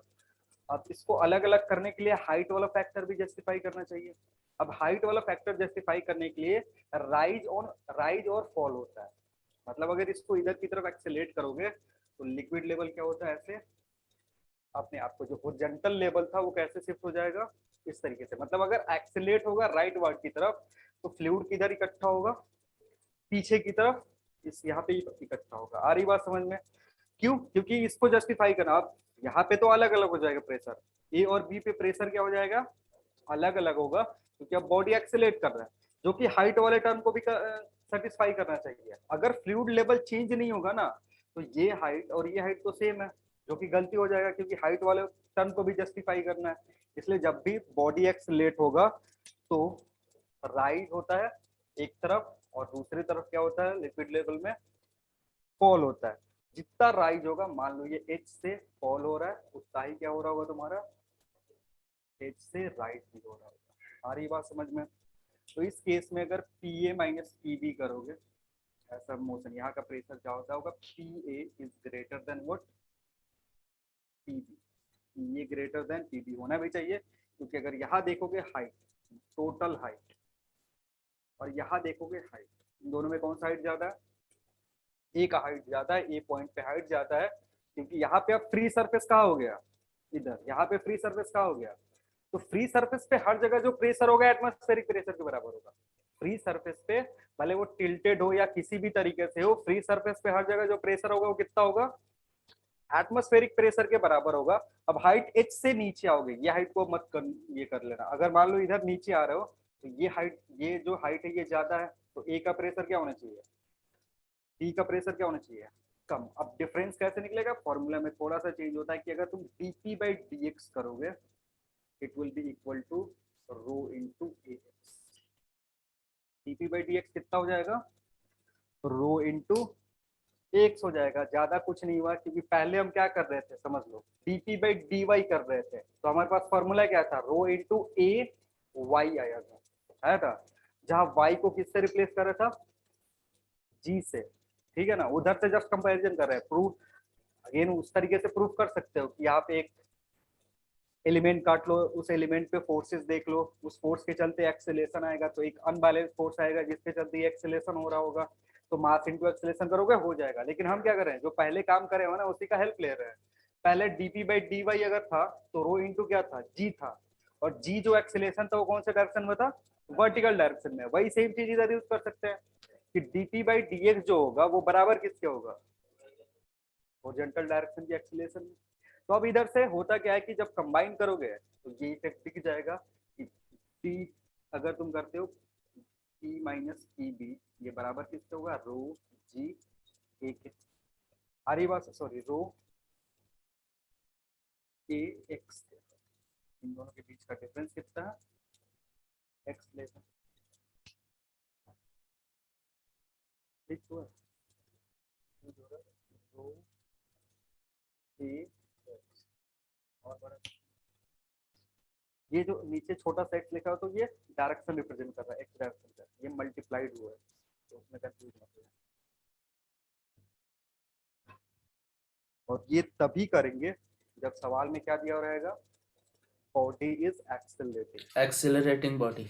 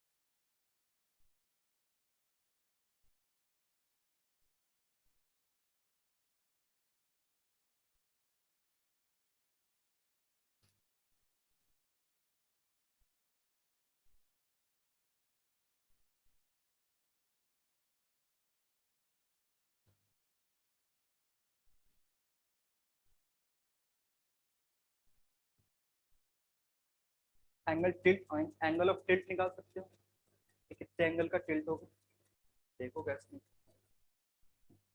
हाँ देखो, ये पी ए माइनस पीबी इसके बराबर है, ये तो एक चीज दिख गया। नेक्स्ट तुमको क्या दिखेगा, नेक्स्ट यहाँ से ये भी देख सकते हो कि अगर वर्टिकली देखा जाए तो again P A minus P B किसके बराबर होगा। अगर वर्टिकली देखोगे, ये तो हमने हॉरिजॉन्टली देखा, अगर वर्टिकली देखते हैं समझ लो, वर्टिकली अगर देखते हैं तो ऐसे भी लिख सकते हैं ना कि पी ए माइनस पीबी जो है वो कितने के बराबर है, रो जी वाई के बराबर, जहां वाई क्या है, जो कहां से, ये जो डिस्टेंस है, इसको मैं दोबारा बना दे रहा हूँ, ये फ्री सरफेस से यहाँ पे पॉइंट ए था, फ्री सरफेस से यहाँ पे पॉइंट बी था, हॉरिजॉन्टल लेवल सेम है, लेकिन इन दोनों का जो गैप है हाइट में वो कितने का है, ये जो गैप है ये कितने, क्योंकि ये तो कॉमन हो गया, तो सरफेस से जो फ्री सरफेस है वहां से ये जो गैप, ये कितने के बराबर है, ये जो गैप है वो बराबर है ये टोटल और ये इसका टोटल, यानी डिफरेंस कितने का हुआ, यानी डेल्टा एच की जगह हम क्या लिख रहे हैं, वाई लिख रहे हैं, ये चीज लिख सकते हो। अब ये दोनों वैल्यू क्या होनी चाहिए, बराबर, तो अगर ये वाई है, ये एक्स है और ये तुम्हारा क्या है, थीटा, तो यहाँ से tan थीटा क्या लिख सकते हो, अभी वो लिखेंगे, tan थीटा वाला टर्म बाद में लिखेंगे, पहले ये इक्वेशन 1 और ये इक्वेशन 2। अब यहाँ से तुम्हें क्या दिख जाएगा, यहाँ से दिखेगा A X is equal to A Y, sorry G Y, देख सकते हैं ऐसे, ए एक्स जो होगा किसके बराबर होगा, जी वाई के बराबर होगा, और साथ ही साथ ए बाई जी बराबर किसके होगा, ए बाई जी नहीं करना है इसको, वाई बाई, हाँ वाई बाई एक्स, जानबूझ करके ऐसे लिखते हैं, वाई बाई एक्स बराबर किसके होगा, ए बाई जी, और ये वैल्यू बराबर होगा tan थीटा के।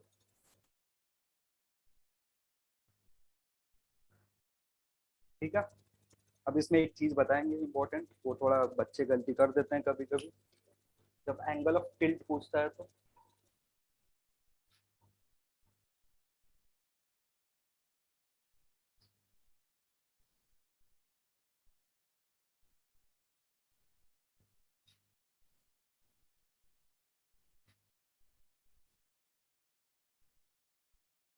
समझ में आ रहा है क्या कर रहे हैं।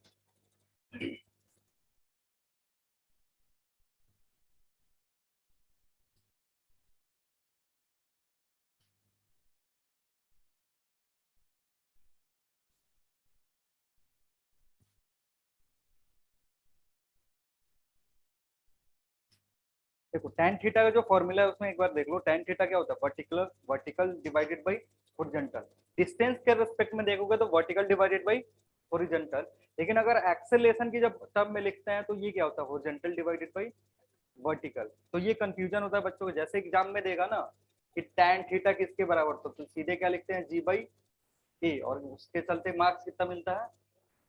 अब होता क्या है, क्योंकि वो रख के रखे हैं कि tan थीटा हमने क्या पढ़ा था, vertical by horizontal, vertical by horizontal. जैसे ही क्वेश्चन दिखेगा, ऑप्शन दिखेगा 4, जिसमें ये एक ऑप्शन होगा पक्का, और सीधे टिक करके ये आ जाएंगे जिसमें g/a, क्योंकि उसने क्या रखा है, वर्टिकल डायरेक्शन में एक्सेलरेशन, हॉरिजॉन्टल डायरेक्शन में एक्सेलरेशन का रेशियो tan थीटा के बराबर होना चाहिए। लेकिन एक्चुअली में है क्या, ऐसा नहीं है, क्योंकि अभी ये जस्ट हमने देखा pa माइनस pb, हॉरिजॉन्टल से ये, वर्टिकल से ये आता। अब दोनों बराबर करोगे तो जी तो गायब हो जाएगा, ax किसके बराबर हो जाएगा, gy के बराबर होगा। अब यहाँ से रेशियो निकालेगा y/x, जो किसके बराबर है, tan थीटा के बराबर है, बट y/x a/g के भी बराबर है। इसलिए इसमें बहुत ज्यादा मिस्टेक करते हैं बच्चे। जब भी इधर से सवाल आता है, मोस्ट कॉमन मिस्टेक है, जैसे ही पूछेगा find the angle of tilt, कि कितने से टिल्ट हुआ, सीधे फॉर्मूला क्या यूज कर देते हैं, g/a, जो कि गलती करवा देगा। तो ध्यान से पुट करना इसको, ठीक है। लिखना, नोट में लिख लो इसमें कुछ कुछ।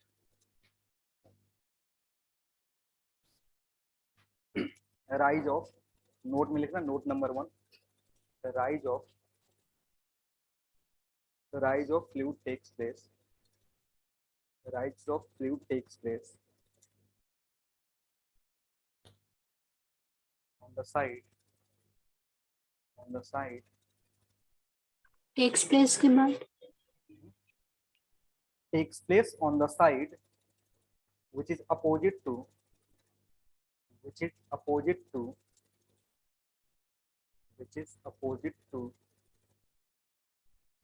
direction of acceleration, which is opposite to direction of acceleration। समझना इसका क्या मतलब है।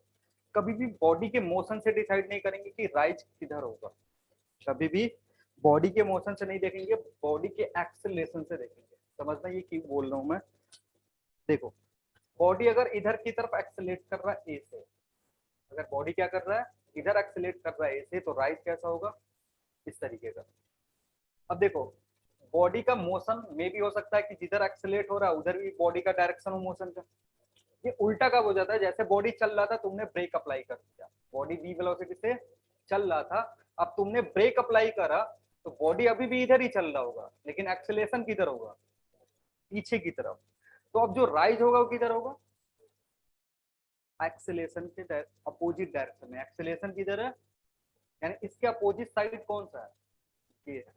तो कभी मोशन के डायरेक्शन से डिसाइड नहीं करते हैं, किस डायरेक्शन से डिसाइड करते हैं, एक्सेलरेशन से। अगर बॉडी आगे की तरफ एक्सेलरेट कर रहा होगा तो जो राइज होगा किधर होगा, पीछे की तरफ। अगर बॉडी डी एक्सेलरेट कर रहा होगा तो राइज किधर होगा, सामने की तरफ, क्योंकि डी एक्सेलरेशन का मतलब है एक्सेलरेशन इन बैकवर्ड डायरेक्शन, और जब एक्सेलरेशन बैकवर्ड डायरेक्शन में होगा तो राइज किधर होगा, आगे की तरफ होगा। आ रही बात समझ में, कौन सा सूडो फोर्स का कंसेप्ट क्यों लगाओगे। सूडो फोर्स जब फ्रेम नॉन इनर्शियल या इनर्शियल फ्रेम होता है तब ऐसा बात करते हैं। सूडो फोर्स का कंसेप्ट क्यों लगाना, एक्सेलरेशन अगर इधर लग रहा है, ये जो बॉडी है, ये जब एक्सेलरेट कर रहा है इधर की तरफ, देखो जैसे ही ब्रेक लगाते हैं तो जो फ्लूइड है वो आगे की तरफ जाएगा, या इनर्शिया का कंसेप्ट लगा लेंगे, क्योंकि सारे बॉडी का टेंडेंसी किधर था, आगे की तरफ मूव करने का।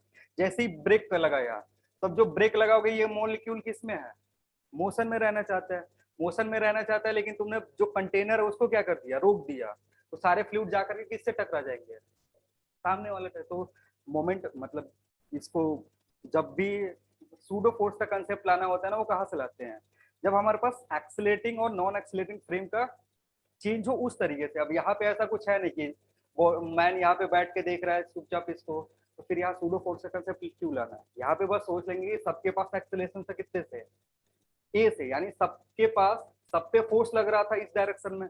सडनली तुमने क्या करा, जो फोर्स लगाया, सडनली जब तुम फोर्स लगाओगे तो बॉडी जो होगा, जो कंटेनर होगा वो एक्सेलरेट कर गया, लेकिन इसके फ्लूइड जो है वो टाइम लेंगे, तो सबके सब किधर दिखेंगे, आगे की तरफ चिपके हुए। सेम तो होता है बस में तुम्हारे साथ। बस में क्या होता है, अब बोलोगे सर मैं सूडो फोर्स के चलते आगे वाले से टकरा जाता हूँ, सूडो के चलते टकराते हुए इनर्शिया के चलते टकराते हुए। इनर्शिया, तो इनर्शिया और सूडो कंफ्यूज मत करना, क्योंकि इनर्शिया एक्चुअली में एग्जिस्ट करता है, सूडो एग्जिस्ट नहीं करता है। सूडो हाइपोथेटिकल कंसेप्ट है जो कब आता है, जब भी हम नॉन इनर्शियल फ्रेम में शिफ्ट हो जाते हैं तो कभी भी सूडो से कंफ्यूज मत होना। जो मोस्ट ऑफ दी चीजें हैं जो इस तरीके का चेंज दिखता है वो इनर्शिया के चलते दिखता है। वही बस वाला एग्जांपल ले लो या फिर वाटर कंटेनर वाला एग्जांपल ले लो। आ रही बात समझ में? लिखना है, क्वेश्चन लिखेंगे, लिखना। अ टैंक, क्वेश्चन है ये लिखना। A tank of dimension, a tank of dimension,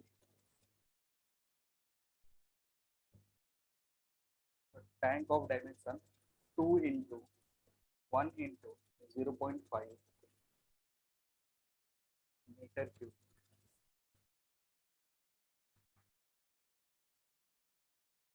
a tank of dimension 2 into 1 into 0.5 is moving with constant acceleration, moving with constant acceleration, is moving with constant acceleration. So it contains fluid,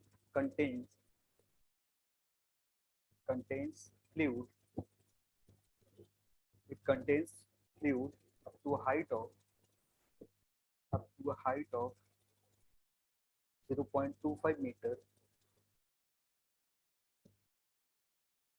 contains fluid up to a height of 0.25 meter. Then find maximum acceleration. Then find maximum acceleration of the container. Then find maximum acceleration of the container such that fluid does not spill out. That fluid does not spill out of the container.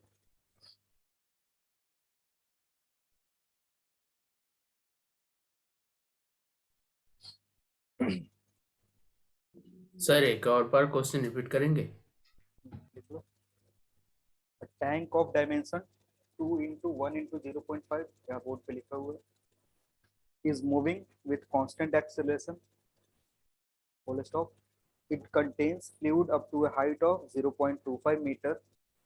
Then find maximum acceleration of the container such that fluid does not spill out of the container. हो गया? हाँ sir. अरे सोचो कि कैसे क्या करना है इसमें।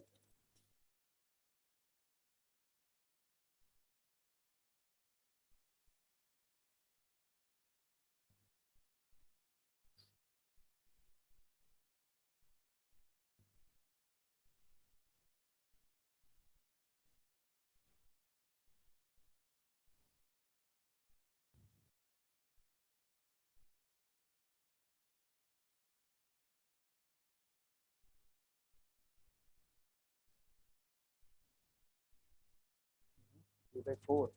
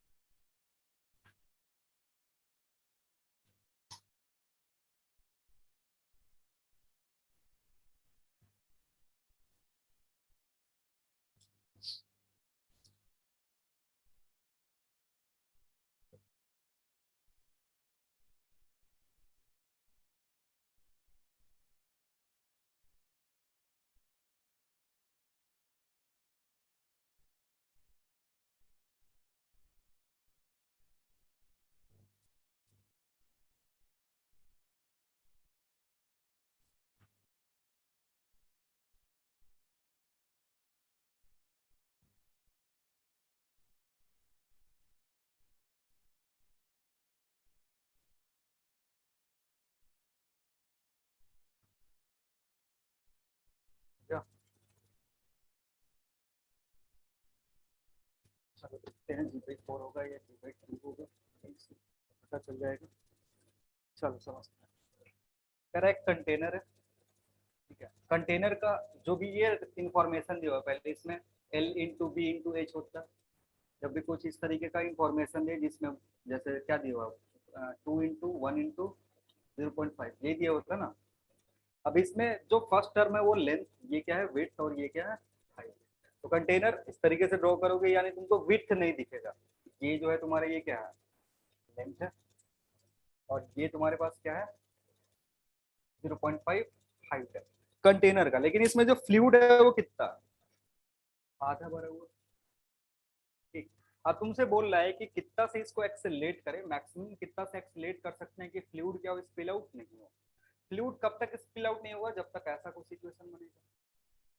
अगर इस तरीके का सिचुएशन बनता तो फ्लूइड क्या होता, स्पिल आउट नहीं होता। और अगर इससे ज्यादा जैसे ही होगा तो यहाँ से फ्लूइड और ऊपर जाने की कोशिश करेगा, लेकिन ऊपर जाएगा तो कंटेनर गायब, फिर फ्लूइड किधर दिखेगा नीचे। यानी ये एंगल अगर थीटा है तो यहाँ से तुम क्या लिख सकते हो, जैसे ये जो डिस्टेंस है tan थीटा ये कितना है 2 लिख सकते हो। tan थीटा जो होगा कितने के बराबर होगा, tan थीटा होगा 0.5 डिवाइडेड बाई 2 या 1/4 लिख सकते हो। ये बराबर होना चाहिए किसके, a/g के बराबर। सो a कितना होगा 4, यानी इससे से एक्सलेट अगर करोगे तो फिर कंटेनर से फ्लूइड बाहर नहीं आएगा। अगर इससे ज्यादा एक्सलेट कर दिए तो फिर स्पिल आउट होगा। तो कभी कभी इस टाइप में ऐसे भी पूछ देता है कितना फ्लूइड स्पिल आउट हुआ। अगेन तुमसे नहीं पूछेगा, तुमसे यहाँ तक कितना पूछ देगा। स्पिल आउट का जो कंडीशन है वो फिर जेईई मेंस और एडवांस वालों से चला जाता है।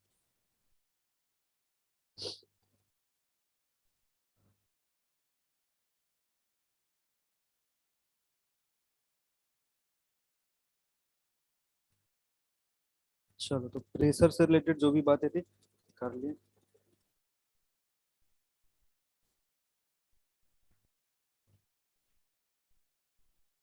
एटमॉस्फेरिक प्रेशर जिस डिवाइस से मेजर करते हैं उसको क्या बोलते हैं, बैरोमीटर। बैरोमीटर बहुत ही सिंपल डिवाइस है जिसके हेल्प से हम क्या कर सकते हैं, एटमॉस्फेरिक प्रेशर मेजर कर सकते हैं। तो लिख लेंगे व्हाट्सएप करो बैरोमीटर के बारे में। हो गया ना, आप लियो। चलो देखो लिखना बैरोमीटर।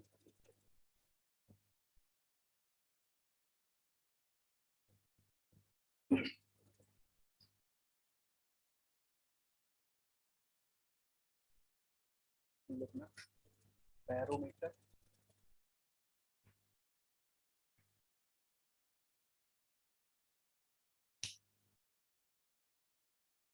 देखो बैरोमीटर इज ए डिवाइस, या it is a device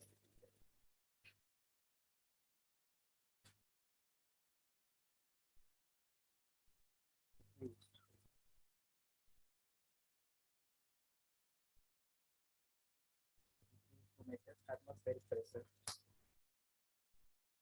used to measure atmospheric pressure, used to measure atmospheric pressure with the help of mercury column, with the help of mercury column। Sir आपका voice नहीं आ रहा है। नहीं आ रहा है तो recharge ही है। ठीक है, अभी कहाँ तक वॉइस आया है, कहाँ तक नहीं आया। हेलो, आ रहे हो, हाँ सर आ रहा है। अब आने लगा। लिख लियो definition. It is a device which is used to measure atmospheric pressure with the help of mercury column. Column का स्पेलिंग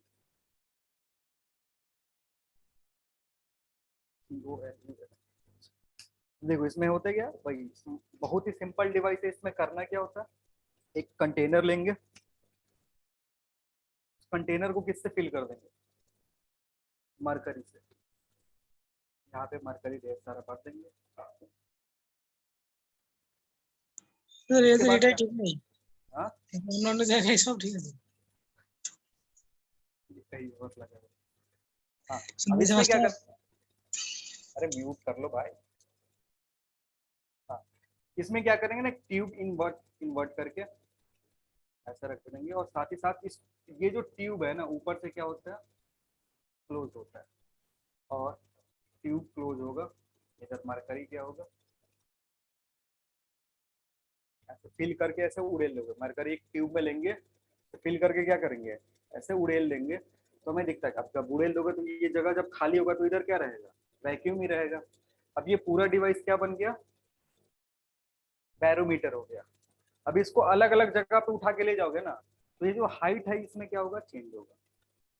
ये हाइट में क्या होगा, चेंज होगा। और इस हाइट के रीडिंग से हम क्या कैलकुलेट कर सकते हैं, प्रेशर बता सकते हैं, एटमॉस्फेरिक प्रेशर बता सकते हैं।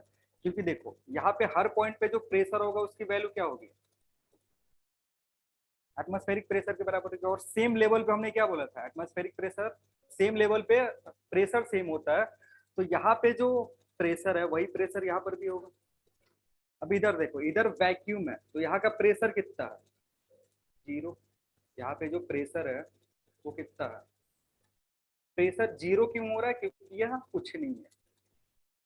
यहाँ का जो प्रेशर है वो 0 क्यों है, क्योंकि जब तुम ऐसे मरकरी पलटे थे ना, तो मरकरी ऐसे कुछ इक्विलिब्रियम पे आया होगा, और जब इक्विलिब्रियम पे आया तो इधर क्या हो गया, खाली जगह। तो यहाँ कुछ नहीं गया, क्योंकि मरकरी बहुत ही हेवी होता है, तो हवा भी स्किप करके अंदर नहीं जाए, पूरा वैक्यूम है। अब प्रेशर इस पॉइंट का कितना होगा, 0। अब यहाँ का प्रेशर, तो अब तुम्हें करना है क्या, देखो अब इसको अलग अलग ले के जाओगे तो यहाँ पे प्रेशर लग रहा है continuously, and that will be what, your atmospheric pressure. अब वो जो रीडिंग है वो हाइट के टर्म में हम चेंज कर सकते हैं। जो भी रीडिंग है तुम्हारा वो क्या हो सकता है, हाइट के टर्म में चेंज हो सकता है। मान लो ये पॉइंट तो 1 है और ये पॉइंट तुम्हारे पास कितना है, 2 है, ठीक है। तो P1 पे जो प्रेशर होगा वो कितने के बराबर होगा, 0 के बराबर। P1 पे जो प्रेशर होगा वो कितना होगा, 0 के बराबर। P2 पे जो प्रेशर होगा कितना होगा, P0 के बराबर। और हमें पता है कि जो P2 माइनस P1 है ये बराबर होगा रो जी एच के। P2 माइनस P1, क्योंकि P2 नीचे है, P1 क्या है, ऊपर है, तो P2 ज्यादा होना चाहिए, होना भी चाहिए, क्योंकि यहाँ पे 0 है तो P1 से तो ज्यादा ही होगा ना। तो P2 माइनस P1 कितना होगा, रो जी एच। इसलिए P2 सीधे बराबर हो जाएगा P0 के, जो कि वैल्यू कितने मिलेगी यहाँ पे, रो जी एच के बराबर होगा। अब ये हाइट जो है ना मरकरी का, ये जो हाइट है यहाँ पे राइज हुआ, वही रिप्रेजेंट क्या करेगा, वही रिप्रेजेंट करेगा प्रेशर कितना है। अब जब मरकरी ले जाते हैं सी लेवल पे, इस डिवाइस को कहाँ उठा करके ले गए, सी लेवल पे ले गए, तो हमें पता चले कि ये जो हाइट है ये आया था कितना, 76 सेंटीमीटर, ठीक है। हाइट 76 मीटर आया था। मरकरी का जो डेंसिटी है वो कितना होता है, 13.6 या 3600 kg पर मीटर क्यूब। अब ये सारी वैल्यू यहाँ पुट करते हैं तो P0 जो आता है सी लेवल कितना होता है, 1.013। हाँ वो सारे टर्म लिख सकते हो, इंटू 10⁵ पास्कल, ठीक है। सारा टर्म पुट करने के बाद ये पुट करोगे, ये पुट करोगे, तो और सी लेवल पे, मतलब ये जो वैल्यू है ये कहाँ का है, सी लेवल पे। आप अलग अलग जाओगे तो हाइट में भी ये अलग अलग आ सकता है, जैसे कहीं क्या 75 आया कहीं पे। अब इससे ये जो कहीं 75 किस वैल्यू पे गया, 75 आया, तो यानी प्रेशर क्या हो गया उस लोकेशन का, कम आ गया। अब सी लेवल से ज्यादा प्रेशर कहीं हो नहीं सकता, सी लेवल से ज्यादा प्रेशर चाहिए तो फिर अब पानी के अंदर घुसना पड़ेगा, ठीक है। पानी के अंदर नहीं घुसेंगे बैरोमीटर को लेकर के, पानी के ऊपर सी लेवल पे गया 76, और जगह लोकेशन चेंज किए तो मे बी 75 हो सकता है रीडिंग, 74 हो सकता है, 70 भी हो सकता है। सारी बात समझ में, जो भी रीडिंग है हम कन्वर्ट करके बताते किस फॉर्म में है, मरकरी कॉलम के रेस्पेक्ट में बताते हैं। अब इसमें क्या मरकरी क्यों यूज किया गया, वाटर क्यों नहीं यूज करें। अगर वाटर यूज करते ना तो इस ट्यूब का लेंथ करना होता 10 मीटर के आसपास। ट्यूब का लेंथ कितना होता, हाँ डेंसिटी बहुत कम है, कंपैरिजन करोगे यही से देख लो। यहाँ से अगर पुट करते हैं इतना प्रेशर लाने के लिए हाइट कितना करना पड़ता, अप्रोक्सीमेटली 10 मीटर करना पड़ता, और 10 मीटर का हाइट का लेके अगर बैरोमीटर घूम रहे होगे ना तो फिर हाँ उसको फिर बहुत बहुत ज्यादा दिक्कत होगा। तो इसलिए हाइट कॉलम हम यूज नहीं करते हैं, ये वाटर कॉलम यूज नहीं करते हैं। क्या यूज करते हैं, मरकरी। मरकरी के साथ क्या है, इसका डेंसिटी बहुत ज्यादा होता है, साथ ही साथ डेंसिटी अगर ज्यादा है तो इसका कॉलम लेंथ छोटा होगा। हाँ वो सारे वो सारी चीजें तो बात कर चुके हैं ना, सरफेस टेंशन, ये सारी चीजें, एडेशन कोहेशन, वो सारे फैक्टर्स है। इसका जो एडेशन है ग्लास के साथ वो कितना होता है, नेग्लिजिबल होता है। इसका मोशन भी हो, हल्का सा भी जो चेंज होगा वो क्या होगा, तुम ऑब्जर्व कर सकते हो इसे, क्योंकि इधर कैलिब्रेशन क्या रहेगा, कैलिब्रेशन क्या रहेगा, तो उसी रीडिंग को देख करके सीधे हम क्या बता सकते हैं, जो भी प्रेशर है, एटमॉस्फेरिक प्रेशर बता सकते हो किसी भी पॉइंट को। तो ये तो एटमॉस्फेरिक प्रेशर मेजर करने के लिए डिवाइस यूज हो गया। अब आता है किसी कंटेनर के अंदर अगर प्रेशर यूज करना है तो क्या करें। कंटेनर के लिए अंदर प्रेशर यूज करने के लिए एक डिवाइस यूज करते हैं जिसको बोलते हैं मैनोमीटर। क्या बोलेंगे, मैनोमीटर। जैसे एक पाइप से पानी फ्लो हो रहा है, तुमको मेजर करना है कि मान लो कि ये जो पाइप है यहाँ पे प्रेशर कितना है, क्योंकि प्रेशर डिफरेंस के चलते फ्लो होता है। प्रेशर डिफरेंस नहीं होता तो वाटर एक जगह से दूसरी जगह फ्लो नहीं होता। मान लो हम चाहते हैं कि बहुत बड़ा पाइपलाइन है, एक जगह पे हम मेजर करना चाहते हैं प्रेशर, आप कैसे मेजर करोगे, उसके लिए डिवाइस जो बना हुआ था उसको क्या बोलते हैं, मैनोमीटर बोलते हैं। मैनोमीटर भी एकदम क्या है, सिंपलेस्ट डिवाइस है, one of the simplest device, जिसमें क्या करते हैं, ऐसा यू ट्यूब लेते हैं, एक यू शेप का ट्यूब लेते हैं और उसमें एक फ्लूइड भर के रखते हैं जिसको बोलते हैं मैनोमेट्रिक फ्लूइड। अब जैसे ही भरोगे ना, यहाँ पे क्या होगा, जैसे मैनोमेट्रिक फ्लूइड का अगर दोनों आर्म ओपन है, मैनोमेट्रिक फ्लूइड का दोनों आर्म क्या है, ओपन है, तो जो इसमें फ्लूइड होता है मैनोमेट्रिक फ्लूइड, उसका लेवल दोनों आर्म में क्या होता है, सेम होता है। ठीक है, अब इसको क्या कर रहा है, एक आर्म को उठा करके जहां जिस कंटेनर का प्रेशर मेजर करना उसमें कनेक्ट कर देते हैं। किसी एक आर्म को उठा करके क्या करेंगे, जिस डिवाइस में जिस भी कंटेनर का प्रेशर मेजर करना है वहां पुट कर देंगे, कनेक्ट कर देंगे। जैसे ही कनेक्ट करते हैं तो दो कंडीशन हो सकता है। कंडीशन क्या है कि मे बी डिवाइस का जो प्रेशर है, मतलब कंटेनर का जो प्रेशर वो एटमॉस्फेरिक प्रेशर से कम हो सकता है या एटमॉस्फेरिक प्रेशर से ज्यादा हो सकता है। अगर एटमॉस्फेरिक प्रेशर से कम होता है तो ये राइज करता है और इधर क्या होगा, फॉल होगा। अगर ये एटमॉस्फेरिक प्रेशर से ज्यादा है तो इधर क्या होगा, फॉल होगा, और इधर क्या होगा, राइज होगा। तो राइज और फॉल जो है उसमें हाइट का डिफरेंस आएगा, और उस हाइट के डिफरेंस से हम क्या करते हैं, एक्सेस प्रेशर अगेन निकाल सकते हैं, और उस एक्सेस प्रेशर में क्या ऐड कर दोगे, एटमॉस्फेरिक प्रेशर ऐड कर दो, तो यहाँ नेट प्रेशर पता चल जाएगा। तो नेक्स्ट जो हमारा हेडिंग होगा वो होगा मैनोमीटर, लेकिन वो अगले क्लास। चलो तो आज के लिए इतना ही, thank you everyone, next class में मिलते हैं। Thank you, sir. Thank you, sir.